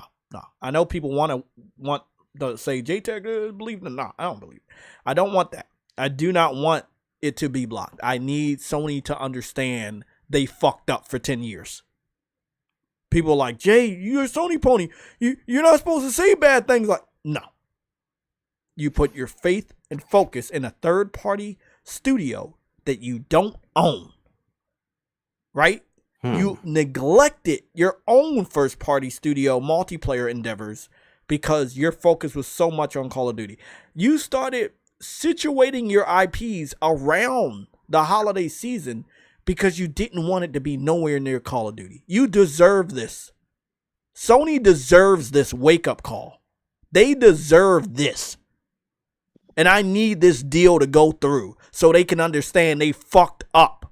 And maybe they will never do something like this again. Do not invest so much money and time into a company that could be snatched from you. Like True what he's been saying for years. They need to get on their shit and start getting these studios because, again, True Woody had this theory. Microsoft's going to buy up everybody. Well, motherfucker, he was right. You know? And I know True Woody used to be a guy that collected more L's than pennies. But goddamn, he's been collecting a lot of W's. You know, he used to smell like a walking L. You know? I'm glad he's not here right now, but... Onto this button. Oh shit, he's still here. Oh, okay. Well, I think that's a valid point, and I think you're right. I mean, I'm gonna say, would it be fun to get it blocked? It would be fun for it to be blocked, and then you just get on the internet and do normal traditional console war teasing, right? That's what I'm about. However, it's not gonna make Sony act right if they think that they can have this multiplayer crutch.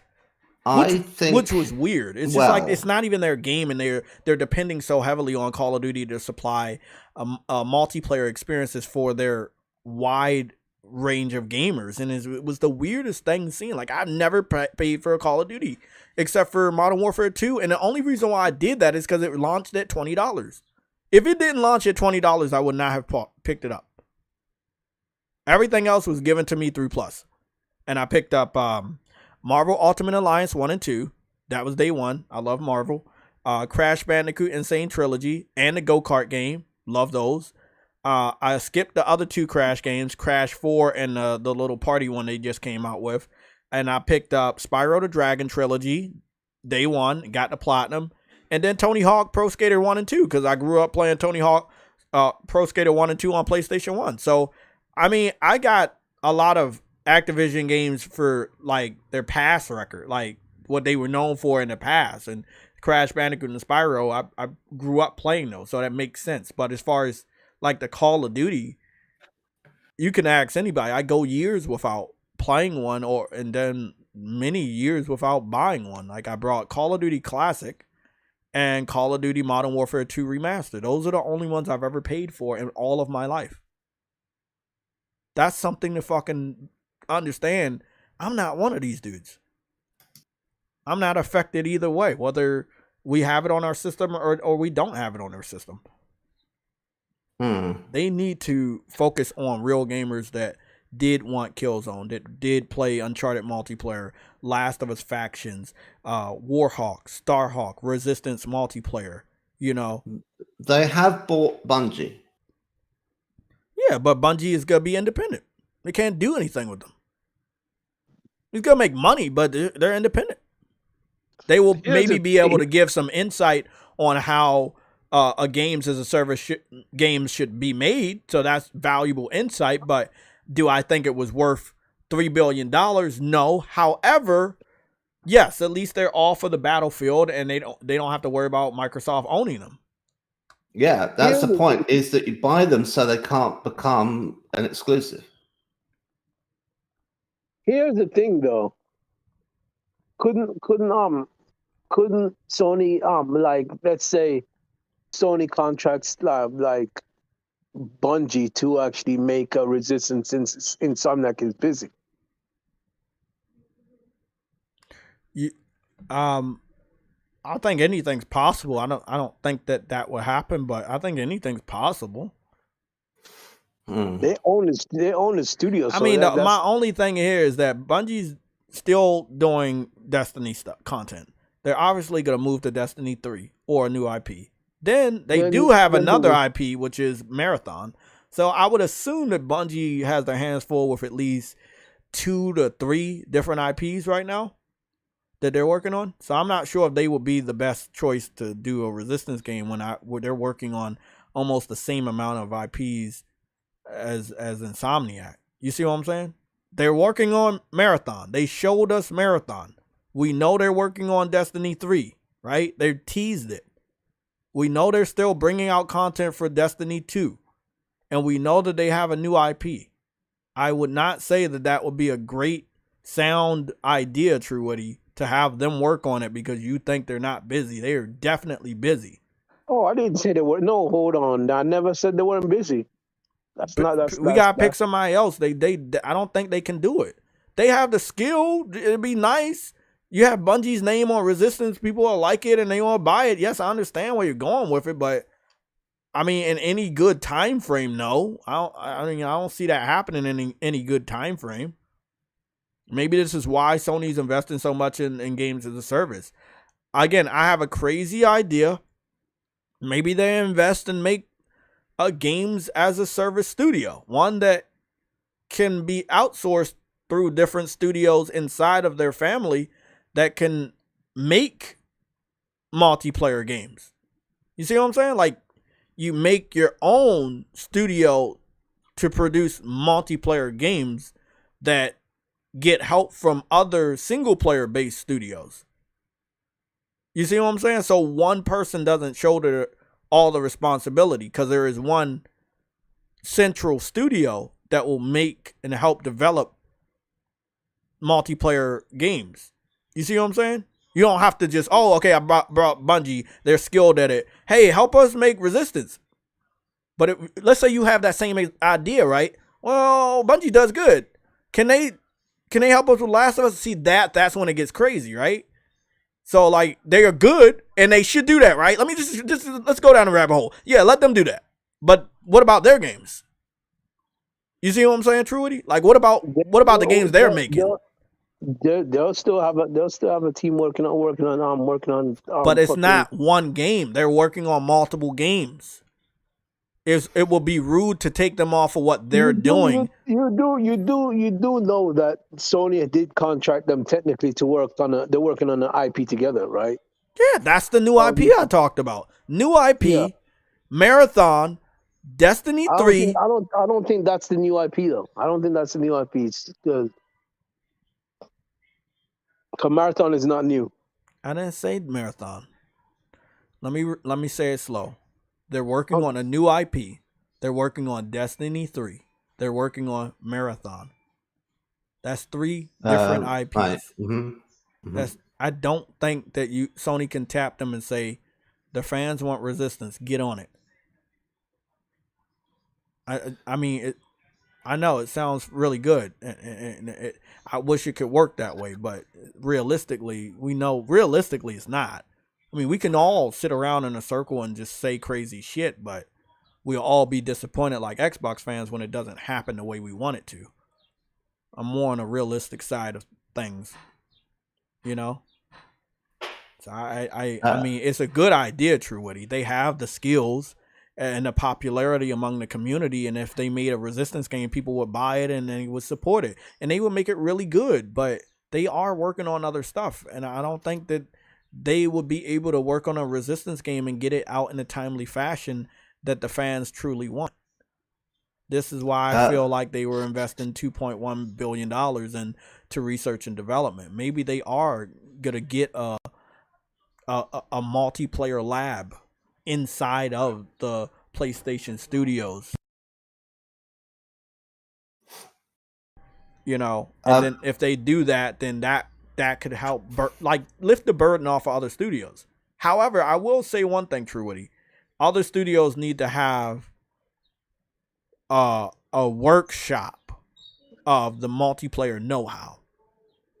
Because I don't want any one of them to like say, oh, you know, like, again, just like you said, maybe Bungie can help us do that. Like, nah. You need to have a section inside your own individual studio that can maybe produce something multiplayer related. You know, even if Sony was to have a central game studio that they create for multiplayer titles, it still would be too much. Even if it was Nix's helping that one studio, it still would be too much. So they have to all start to get on board and know, hey, we need a multiplayer division. Do you remember the PS3, right? Where every game had a multiplayer attachment to it? Yeah, that's what I wanted them to get back to. That's what they need to get back to, but they stopped doing that because they thought the Call of Duty that they've already invested in would kill that multiplayer aspect of these other games, and they were very right. Because people would play Call of Duty but not play Killzone Shadowfall. They would play Call of Duty but not the Uncharted 4 multiplayer. You know, like they would not touch the PlayStation exclusive shooters. So they need to get back to those roots. You have an install base. While you do have a good install base, you need to introduce them to other shit. But it's so sad because Uncompetitive, what do? They cut off the online for Killzone Shadowfall. They don't support Uncharted 4 multiplayer at all, even though people are still on there. You know, do you know that they didn't even advertise Helldivers 1? They brought out Helldivers 2, right? Or they're showing off Helldivers 2, but they didn't talk about Helldivers 1 still being online. Afro found out about it. He paid $40. We got on there a couple times. We're planning on getting back on there together. People are still on there. I checked yesterday, 700 people. Like, they have a problem. Sony has a problem where if something was a failure, they don't ever talk about it again. You know, they could have easily even promoted like Helldivers 1 in the trailer. Like they could have said, "I'm going from this to this," like, you know what I mean, and now and say that this is still online and all of that shit in their stuff, and now we're going even bigger and better. Like, you know what I'm saying? Like they could have done something like that for their trailer. D-Real, welcome back. You want a round 2? Okay, let me read your shit out. D-Real is back. You said Sony has no one else to give Resistance to, though. Now, I don't think they should give Resistance to any other developer. They should keep it with Insomniac. Insomniac has developed amazing skills. Their engine is beautiful. I think that they could do a Resistance once they get Wolverine and maybe something else out the way. Yeah, that's gonna be next gen, though. Jay. Yeah, it'll be nice for next gen. Rotate. We talked about rotation a couple years ago. True Woody, we talked about rotation. Like, okay, God of War is out, and then we get Gran Turismo 7 out, and then Horizon's out. Well, what's the next form of the studios that are taking a break? You have Sucker Punch that did Ghost of Tsushima. They're taking a break, so the rotation switches. Okay, y'all 3 gave out games. Now next year, the next 3 give out games, right? Insomniac didn't give out anything new last year, but they're giving out something new now. It's a rotation. They have a good organic rotation, but now they need to have a rotation within a rotation. Single player, multiplayer. Okay, Naughty Dog went. They're giving us a multiplayer, let's say next year. Okay, well, you give out that multiplayer next year, then Sony Santa Monica give us something else next year. Rotate inside the rotation from studio to single player or multiplayer. You have a 2-level rotation within the PlayStation studios. That right there, I personally believe would guarantee a lot of financial success. I think once Spider-Man is done, it's all on Wolverine. Which is obviously Spider-Man's done. I feel like all their focus will be on Wolverine, and then they have a big enough studio to do something else. I think that they definitely are doing something else besides Wolverine once Spider-Man is all good. It's 100 days out. They're gonna do some polish. They're going to the San Diego Comic-Con. I'm going to find that date real quick, and then we can kind of assume, well, I want to go into some patterns about that because they're going to San Diego Comic-Con. There's a train over there. It already has like the Spider-Man marketing on it. I would assume that maybe they have some new gameplay to show, you know. Oh, not. But I do believe that there's a state of player or real showcase ready. Has to be ready. Sony has to reassure their fans that they got them. You know, they can't be quiet anymore. They can't be so secretive anymore. We're heading into the middle of the generation. You gotta let people know that Call of Duty may not be on our system in the future, but we got you. You know, they need to let people know that they got them, man. That's very, very, very important. You got too many IPs to not be able to reassure your fans that you got them.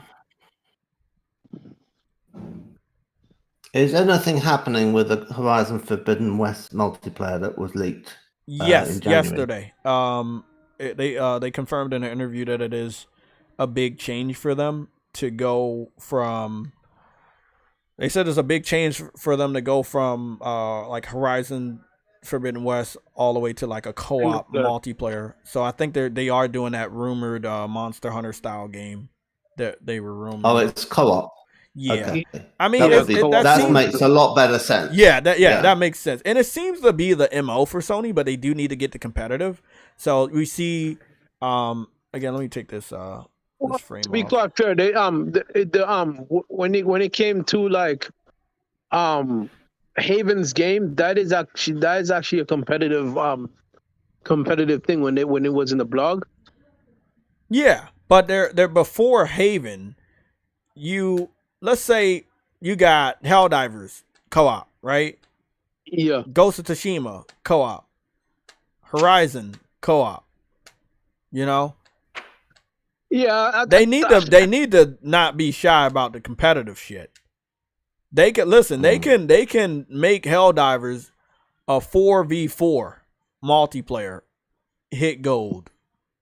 It's already 4-player co-op. You can do 4v4. They can do like what you know what Destiny did with the Crucible. You have like a mode where you actually any of the planets you've liberated, you could actually do multiplayer on as a community, like competitively. Yeah, you see what I'm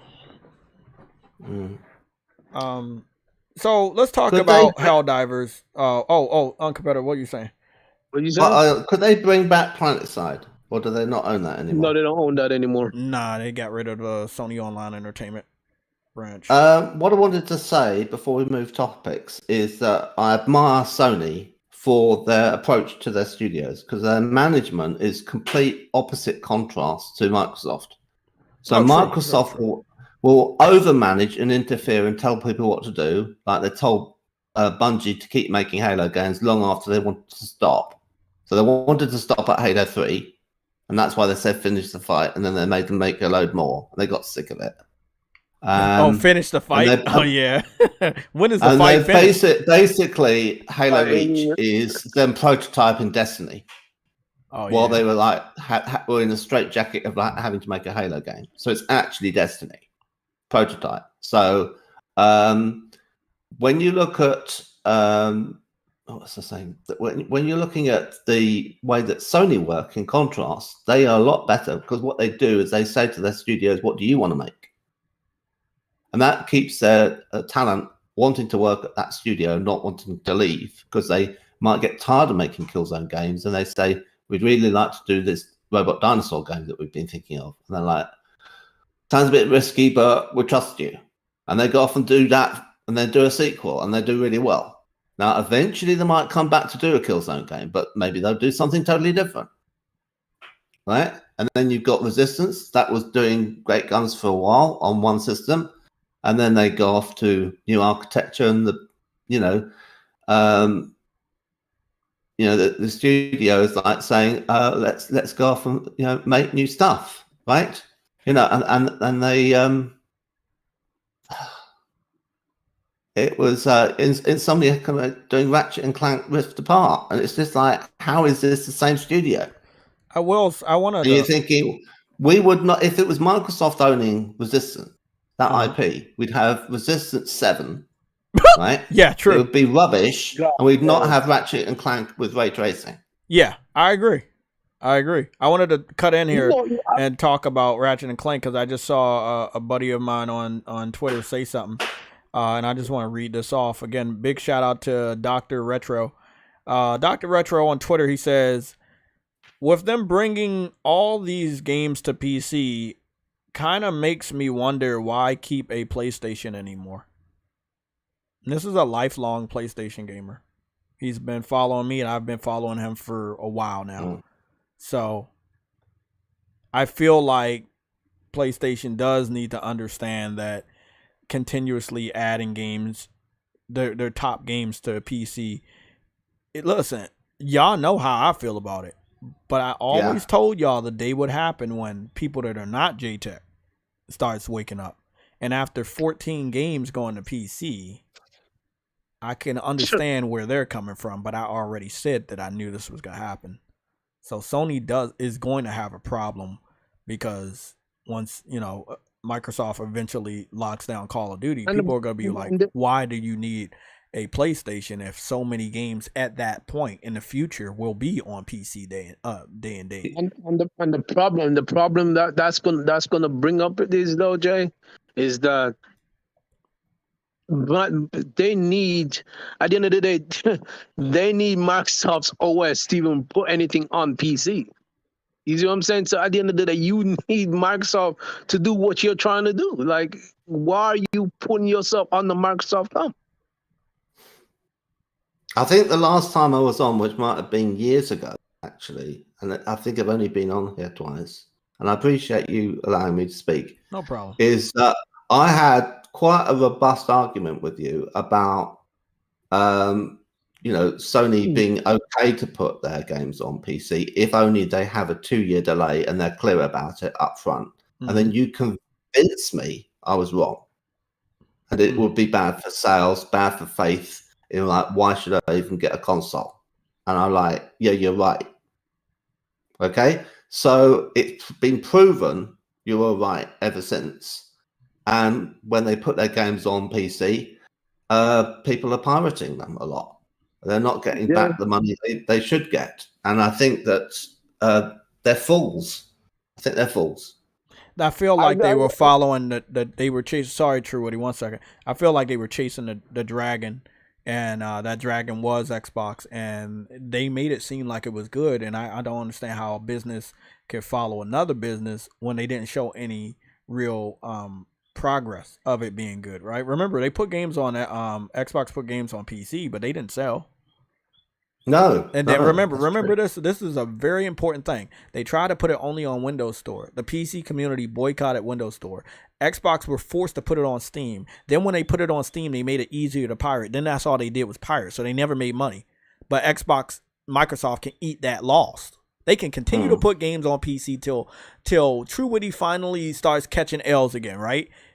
And it won't bother them, because they can eat the cost. They putting games in the Game Pass day and date. Why? Because they can eat the cost. They can outspend Sony. Well, the same tactic that they can survive, Sony cannot survive continuously putting games on PC. And then other gamers, again, not JayTechTV, other gamers that like on a more casual level, they start to wake up. They start to realize, oh fuck, what? You putting all these games over, and people kept telling me years ago, you was here. They're not gonna wake up. They're not even gonna notice. They don't see the things we see. It's been 3 years. They see it. 14 games. They see it. 14 games in 3 years. 14. Think about that. Have they even released 14 exclusives for the PS5 in 3 years? No. So how did anybody tell me that casuals would not see Sony advertise their biggest games for PC and feel some type of way? Oh yeah, you don't want to pay $70 for a game that's on PlayStation when it's also less on PC. Do you want to hear my wild conspiracy theory? Yeah. I mean, we got this is far out. Okay, you probably will say this is rubbish, but I think that the plan for Microsoft long term is to kill Steam. I don't think so. So this is how they go about doing it. There's a thing called the Trusted Program module, which is in new PCs, and there is an open standard for it. And in the past, they've had proprietary versions of open standards. Okay, so they take a standard and they go, we can improve on that. And they make it so they lock it down. then they make it exclusive to their system, and they make it so that people are like tricked into using their standard over what was an open standard when it was much better to be an open standard, right? And this is like a technical, detail in the whole thing, but this is how they're going to do it, because they're going to make it so that they take the technology that they pioneered with Windows 10S, which was a malware-proof operating system. So you could only download applications from the Windows Store that were signed and encrypted, right? And then what they did is they said this will be great in businesses and education, and it plays a few games like Minesweeper, you're done, right? And I thought, oh, this could be like a walled garden like iOS in the making. So I kept an eye on it, and not much happened for a long time. Then we've gone through the whole Windows 11, and it's got the OpenAI ChatGPT built into the taskbar. And I'm thinking, that's curious. Okay, where's this going? And then, of course, they're going to be doing a Windows 12. And I'm thinking, what's the new feature for that? And I'm thinking, well, it's time to go off and say, if you want to have your access to the help system, ChatGPT, you're going to have to adopt our operating system, Windows 12. And then if you want to have that, it's going to be Windows 12 requires a trusted program module that is Microsoft's design. And then that prohibits the use of Steam as malware. And then they fucked over Steam. And then at the same time, they go off and bring in through Game Pass a whole load of games that make up for the fact that that's gone.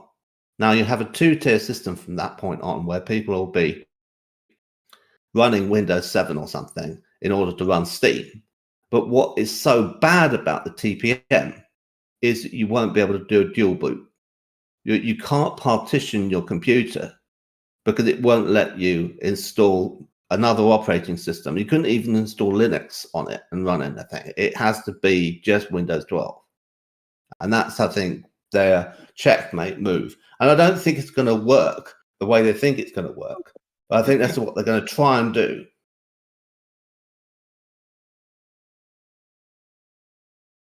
That's a evil plan. Evil.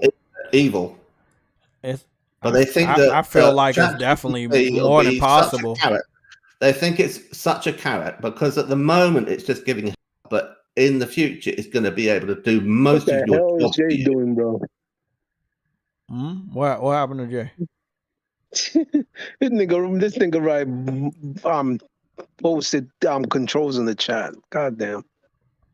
I said I see you trolls. There are two people that said something about PC. It was I see. Oh, okay, I see what you're saying now. God damn. Now I just wanted to, I didn't want to interrupt. Hopefully that's not too long. No, it was cool. It was cool on competitive. I know a bit about multiplayer programming, and the best system is actually baked into Modern Warfare, and that is based off a thing called Demonware. And Demonware is owned by Activision. So, if Microsoft get it, they get the best possible multiplayer server system going.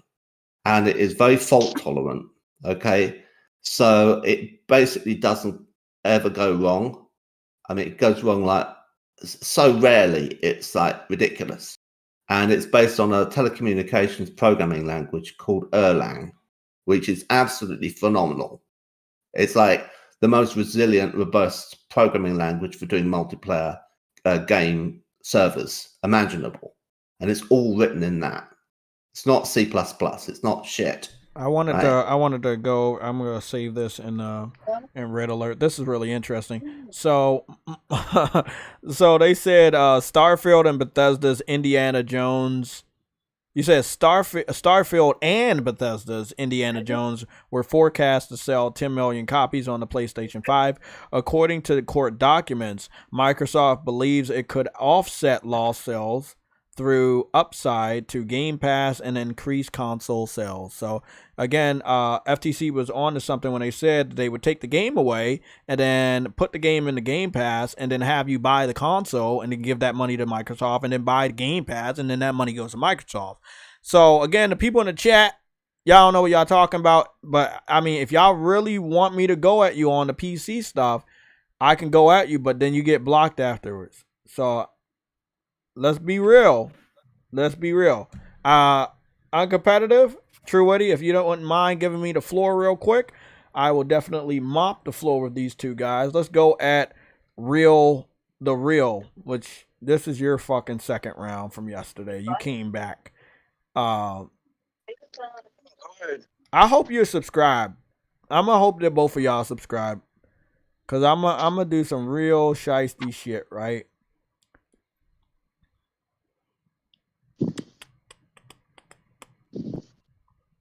True Woody, how many hours you think we've been live?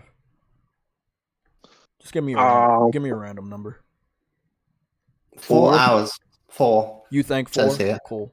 It says on my thing 4. I'm gonna put a restriction of 4 hours on the chat. That means you would have to be subscribed for 4 hours. I think that's fucking fine, right? I mean, you watched me since yesterday, and the other person's been here all day. They say they were subscribed, so I wouldn't see a subscription limit of 4 hours being bad, right? If anybody bitches about it, it's only because you hate me, but you don't, you know, like, you got to subscribe, right? So there we go. There we go. We're going to see what's going on here. We're going to put the slow mode on for 4 seconds instead of 7 seconds. I'm going to enact that real quick. Big shout out to everybody in the chat, and thank you for the people that already hit the like button without me telling you. Thank you, Uncompetitive, for being our guest today and giving me the number that I needed to put a restriction on. Sadly, these individuals, they want to talk shit, but they don't want to subscribe. So we got to have these guys subscribe, and then we're going to go and talk to them. Okay, so there we go. We got a 4-hour subscription limit. Really simple. Really, I think it's fucking awesome. Subscribe for 4 hours and you can talk. We've been on this channel since 2011. It is 2023, so that would be like 11, 12 years now. So you guys know who I am, but they decide not to subscribe. You're gonna be subscribing. If you're gonna be here, you're gonna subscribe. Get used to it. Hit the like button, subscribe. Y'all do this shit for everybody else. When you get here, you're gonna do it too. Let's get started with the real. I'll take on both of you guys at the same time. I had caught you guys by doing a troll trap. I didn't know that you guys were Xbox fans. I didn't expect you to be Xbox fans. You didn't act like Xbox fans, but you did act like PC fans, and PC fans are very sneaky. They pretend to be both PlayStation and Xbox, but in reality, it's the things they say. So it's really easy to trick you guys into showing your true colors. All I had to say is putting games on PC didn't make Sony money, and I knew that because the chat was open to the public, somebody would fucking fall for the trap. Both of you guys fell for the trap at the same time. And I'm going to tell you why. Because D-Real said, what is the problem with games going to PC though? Then right after D-Real, Carmela Davenport said, Sony should have been putting games on PC. It doesn't hurt nobody. If they were smart, they would go day and date. Y'all both fell for my trap at the same time. It's what I call privately, and I'm going to expose it right now. True Witty knows, troll trap. Perfect. I just say one thing or do one thing, and y'all motherfuckers are over here like bears on honey. You guys suck. You fucking suck, bro. So, D-Real, since you're commenting, and hopefully you've been subscribed for 4 hours, or that rule didn't work, so good job for subscribing. D-Real, how much money does Sony make off of PC? Is it as much as any other sectors, or is it less than all their other sectors? Because we have all the data. You know, let me see what that was. PlayStation sales report 2023.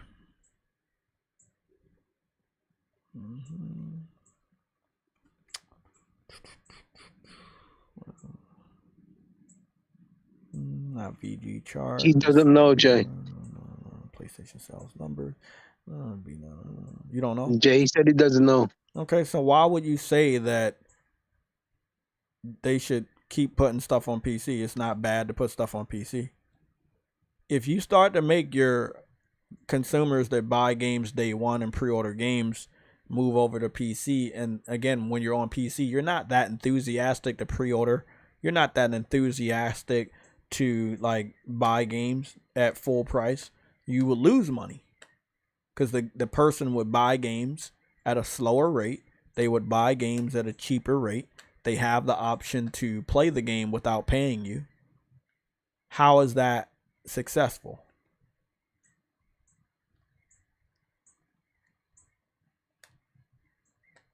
What's going on, P Silent Night? Cooper Clips is in the building. Oh, that was a troll trap. I wanted to see if I can get a couple PC fans in the chat, and it seemed like it worked.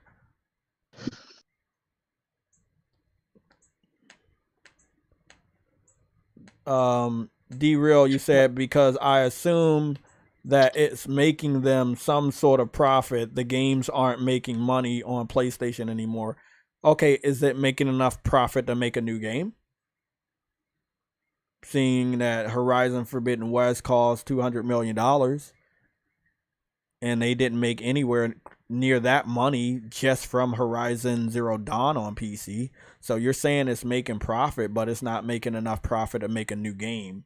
So you saying it making profit, does that really matter when the profit is so low? Like, you're making it seem like, oh, okay, I can just tell Jay it's making profit and win in this debate. No, bro, but what? How much is it making? That's the thing. You're up here talking about they're making profit, and many other PC fans have came to me in this very chat and told me the same thing. They're making profit. They're making profit. They're making profit. Okay, but how much profit are they making, man? I know he said assume. That's not based on facts. Just like the profit. You say profit, but you didn't give a number.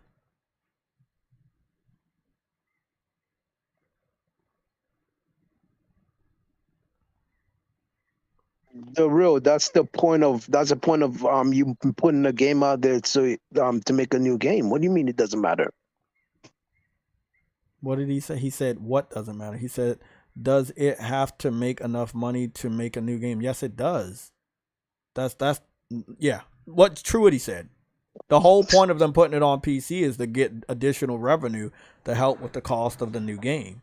It's not even enough money to make a multiplayer game. I can tell you why, because it takes longer to make money from the PC community than it does to make from the console community. So the profit doesn't matter when it's coming through so slow. Let me repeat that again. The profit doesn't matter when it's coming through so slow.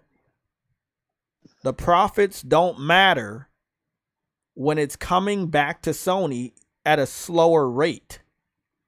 They make money at a faster rate on console. What you guys do on PC will not be on our level. We have Helldivers through what console gamers do on console, not what PC fans have been doing on PC. Buying games at a slower rate, not pre-ordering, not buying day one, pirating. Hey, Peace Silent Night, bro. That's a reference to Yu-Gi-Oh, bro. Okay, so again, they're making profit, and you say that the profit doesn't matter, but then you said they making profit, so they should keep putting it on PC, even though the profit is so slow and not that much, that it's not enough to make a new game, which was the whole point of putting things on PC, unless they just want some money to treat their fucking employees to Red Lobster every month. They would actually be putting the games on PC in order to make enough money to make a sequel. I think When did we get the sales report, True Witty? Do you Bro, remember when we got the sales report? Is this nigga serious right now? This I- man says, add up all the revenue that they put all the games on Fucking PT bitch. for 14 games. They have enough to make a new game. So you True Witty, I want to ask you a stupid ass question, bro. Did I send you the sales report data? Remember when I had that website and I went to the website? Did I ever? Yes, you did. You did? You think I sent it to you? Yeah. Trying to fucking figure out where it's at, because that's the trump card right there. You don't remember when it was, right? It was between April and May. That was a while ago. So you have fucking July now. Scrolling through. Well, May was the 5th month, right? I know I sent you something. I'm seeing some shit right here. Let me just go check around. Because remember, on that sales report, that's when we got the information of how much sales it was, that it got, you know. We saw firsthand. Okay, I sent you the controller shit, the Activision Blizzard stuff, PlayStation crossover with Destiny. You got the t-shirt. Oh, that's a nice t-shirt. That man, that shit look clean, bro. Shit, I'm about to buy me some shirts next week, man. I'm gonna buy me one of them motherfuckers. That shit looks fucking clean.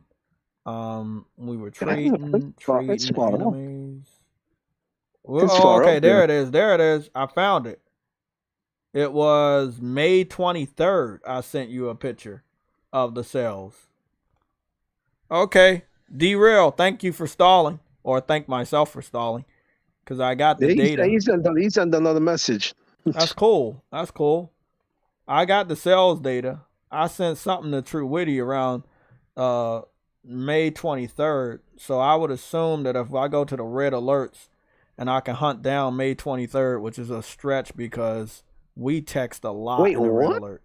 Huh?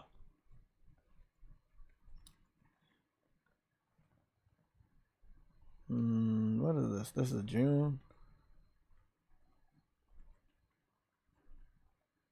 That's June 9th. PlayStation Legion. Street Fighter. This dude is stupid. I'm sorry, but you're stupid, bro. Sell the first party portfolio. This is June. This is May. Okay, I got something.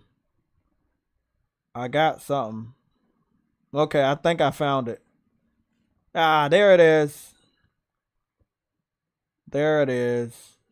I got it. Okay. I got the sales report. Okay, so I wanted to just call you out on something. This man. So hold on. I wanted to say something. So they were able to make $1.5 million from Spider-Man and $368,000 from from The Last of Us Part 1. They didn't give an update on Returnal and other games. So it's safe to say that Returnal, God of War 2018, Days Gone, Horizon Zero Dawn sold worse over the last year to this year. Because again, they were only comfortable giving updates on Spider-Man 2018 and The Last of Us Part 1. And seeing as though The Last of Us Part 1 made under $500,000 and Spider-Man made only $1.5 million, they didn't make enough money to fund a new game since Horizon Forbidden West cost $200 million to make. So you're telling me they're making profit. They're making it at a slower rate. They're making less profit from individual games released on PC enough to make a brand new one. So that's the thing. Like, you put an old game on there. You said it makes profit. Okay, it makes profit, but it makes less profit that's needed to fund a new game. He says up here that why do you think they are trying to make profit for just to please the consumers? Sometimes sometimes companies are just trying to make profit for themselves, to pocket for themselves. Okay, Basically, True, I'll take it from here. Thanks for the assist. So what you were saying is that makes sense. The real what True what he was reading off, that makes sense, right? However, if they're making it for their own pockets, what you said earlier doesn't matter either. You claiming that they're making profits, but they're not making enough profits to make a new game off of the individual game that they release on PC years later. So you saying, oh, it's good because they're making profits, but if the profit goes back into their pocket and the profits are not enough to make a new game, then the PC community is not doing their part. How long before Sony says it's not worth it? So you not buying games is a big deal because you're not making enough money off. Sony's not making enough money off a PC to fund a new game. Again, we know Spider-Man gonna cost more than $1 million to make, right? But Spider-Man 2 is coming to the PlayStation 5 day one. Why is it coming to the PlayStation 5 day one? Because they know that's where all the money is. Who funded Spider-Man 2? Console gamers. Especially since the first Spider-Man only made $1.5 million. Remember, Spider-Man was selling what? 3.3 million copies in 3 days. It sold more on PlayStation, right? It sold more on PlayStation in 3 days than it sold on PC. So wait up. On PC, that wasn't right. On PC, it sold 1.5 million copies, and it made $52 million. But if the game costs $100 million to make, then that doesn't matter. That's a loss. The Last of Us Part 1, again, this was my mistake reading off the financials. It sold 368,000 copies, but it only made $15.5 million. And we know that The Last of Us is a AAA title, so it would probably cost over $100 million to make as well. Horizon Forbidden West cost over $200 million to make, and we already know they made much less than that on the first Horizon that they put on PC. So again, my point still stands. They make much less money on PC through games, so the profit doesn't really matter. It's not enough to create a new game. And the reason why I'm saying that, D-Real, and I guess I would have to block you in a little bit because you're not listening to facts, is that they already made enough money to make the sequel from the console gamers. They don't need you to make the sequel possible.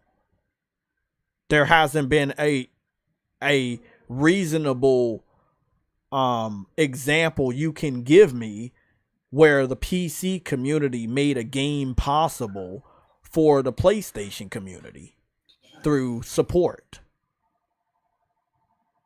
I would love for an example, but since I have all the financials in front of me right now, JayTech, he tagged you in a comment. okay. This one destroyed this motherfucker yesterday. Which comment are you tagging me in?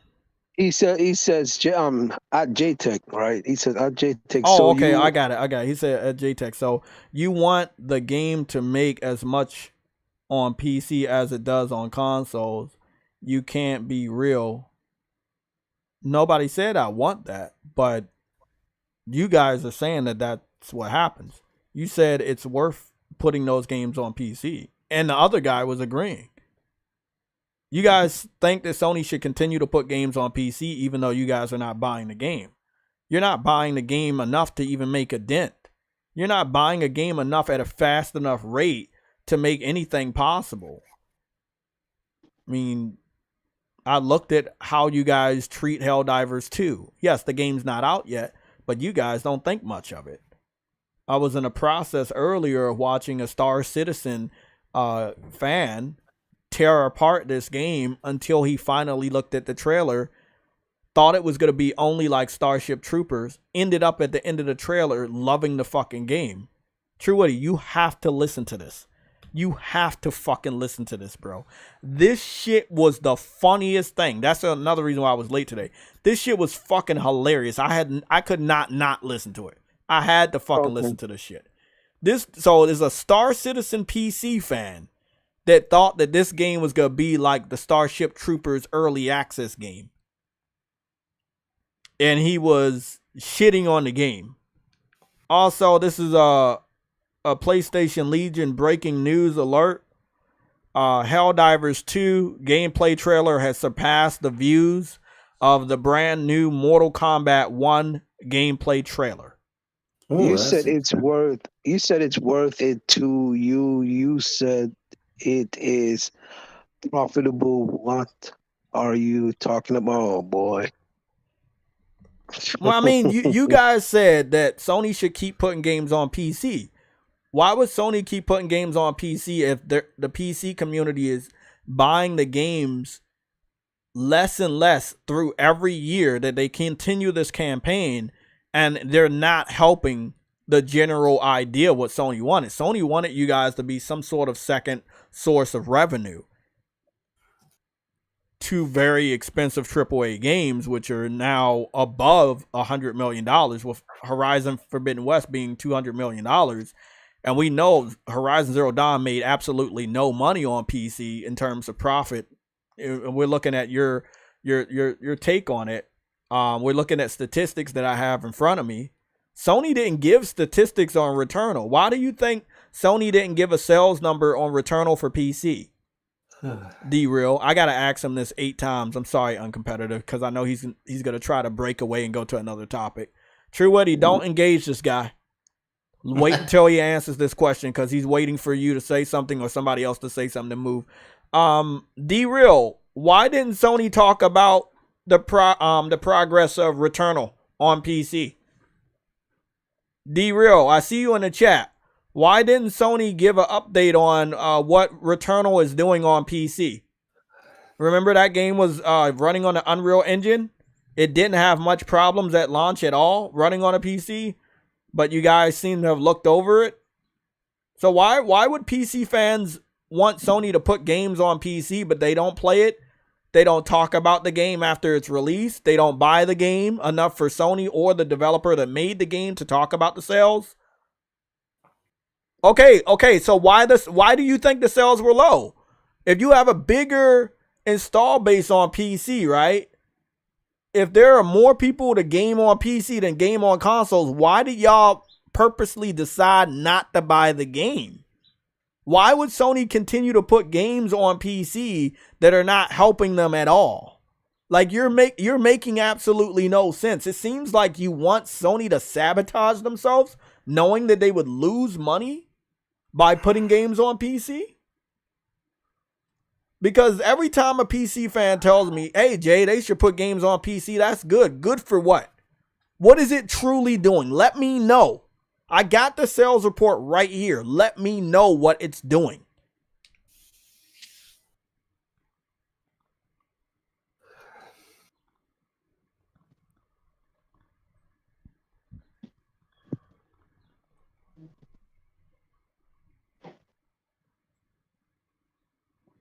Okay. At least I have a waypoint in order to get to some of this data. So, Truity, I got the waypoint for the sales report for this year. I'm gonna just send all of this to you so that we can catch it. Like, if, like, you know, these PC dudes are gonna keep coming back. But if, at least as long as we have it, and you can look over it when you get a chance. But I'm gonna send you the link, and then I'm gonna send you the picture of the PC portion. He responded, Jay, by the way. Okay, so you see that portion all the way down at the bottom. You see Spider-Man and The Last of Us. Remember, that portion's a lot smaller than last year. Last year, they gave us an update on 4 games. This year, they gave us an update on 2 games. Why would they give us an update on 2 games when they released more than 2 games over the last couple of years? It's because they're making less money. It's not even worth mentioning how much money they're making on PC, because it would be embarrassing. That's why all the way in the fine print, and I know you have bad eyes. Let me read what it says in the fine print. It says figures for fiscal year 2020 and after have included Bungie PC revenue since its acquisition by SIE. So that means if they didn't get Bungie, they would not be making absolutely nothing on PC. They would be losing money. But everybody wants me to agree that they should keep putting games on PC. For what reason? Just so PC fans can be happy? But are they truly happy? Because if they were happy, then they would be buying the games. So if they're not buying the games and they wanted the games on PC, but they don't want to buy the games, then why did they want them on PC? It seems like they want Sony to sabotage themselves by going down a road that they know is going to be counterproductive to what they're strong at, which is producing exclusive games and giving people a reason to buy their hardware. But now, eventually, you won't have a reason to buy their hardware. Once they go full day and date with multiplayer titles, people will just opt to play those games on PC and not buy a PlayStation for them. It's going to be much harder for Sony to get to 100 million consoles sold if they keep fucking around with PC, especially day and date, even if it's multiplayer titles. Okay, so he says, what he says? He says, does every game released on PC have to be bought at an alarming rate? They are not losing money, like you said. They made a profit. What was the profit they made on Returnal? You said they made a profit on Returnal, but they didn't list it in their financials. You know what? You want to play games? I can destroy you. And you're not going to like that. But whatever. I go crop the image, put it up on screen, and then you can let me know why Sony was so shy to give us updates on the numbers they were making from games that we know they released. Normally, when a developer or a company doesn't give us information, it means it's bad news. But you seem to think that the game sells bad, but they still make profits. How does that make sense? Then you don't even know how much they made. So, come on, man. You digging yourself in a hole, man. But hey, it's cool. I just send this over to my boy. Another one. Huh? He sent another one. I would. Oh, I got it. He said, I would actually love if Sony would add PlayStation Plus to PC, but I know I'm going to have to wait on that. If you add PlayStation Plus to PC and you're allowed to download those games to PC, people are just going to pirate them. And then, no, they're not going to make money off of Plus on PC because guess what? Once you get on Plus, once you have Plus, you can download the game. Once you download the game, you can pirate it. You know what I'm saying? You can find ways around it. The PC fans are smart. They're very educated. They'll find a way to use the reverse engineer that and pirate the entire catalog, which is a massive catalog. That's literally bad for Sony right now. That would be bad for Sony. So, look, Microsoft is playing the good guy, but they're losing money. They're losing a lot of money. Yeah, they're losing a lot of money. They're not making the money that Sony's making. Why wouldn't wait? They put their games on more platforms than Sony, but they're making less money than Sony? Come on, man. Come on. They have to buy upwards of 2 or even more in the future publishers in order to make their money back. Come on, man. You gotta love it. Hey, True Witty, did you get that new cropped image? That one looks good. I'm gonna use that one. Yeah, I just saw it. Yeah, so make sure we just have it in our chat, right? So we have the link and we have the 2 screenshots. So PC release date for The Last of Us Part 1, and it's March 28, 2023. PC LTD sales 368. PC LTD revenue 15.5 million. Yeah, but we know that Last of Us costs more than that, right?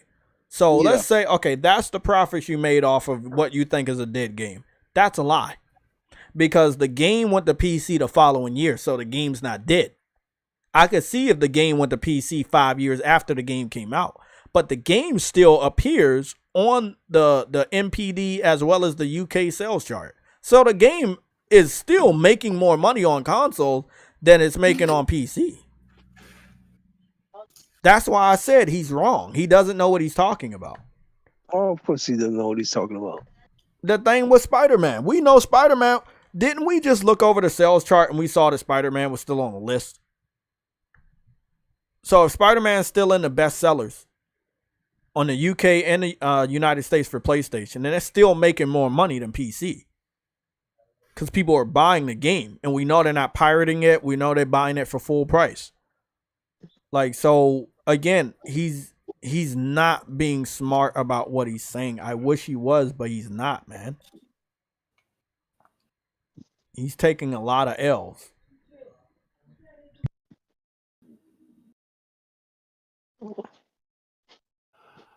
I blame the L's on Truity. I'm sorry, bro. I really wish we could go back in the day when you collected L's. You know, it's just weird that you get W's now. You know, I'm not used to it. So, what's this nigga saying? Oh, don't read it off. Don't read it off yet, because I'm gonna go put the over paper. I thought I was gonna put an over paper. That's a subscribe. Sloppy. Can I do a sloppy paper? Do we have a sloppy paper? Sloppy Joe. There we go. There's a sloppy paper right there. I'm gonna cover the entire screen with a sloppy paper, and then we're gonna like still talk to the guy, but he's definitely getting shitted on.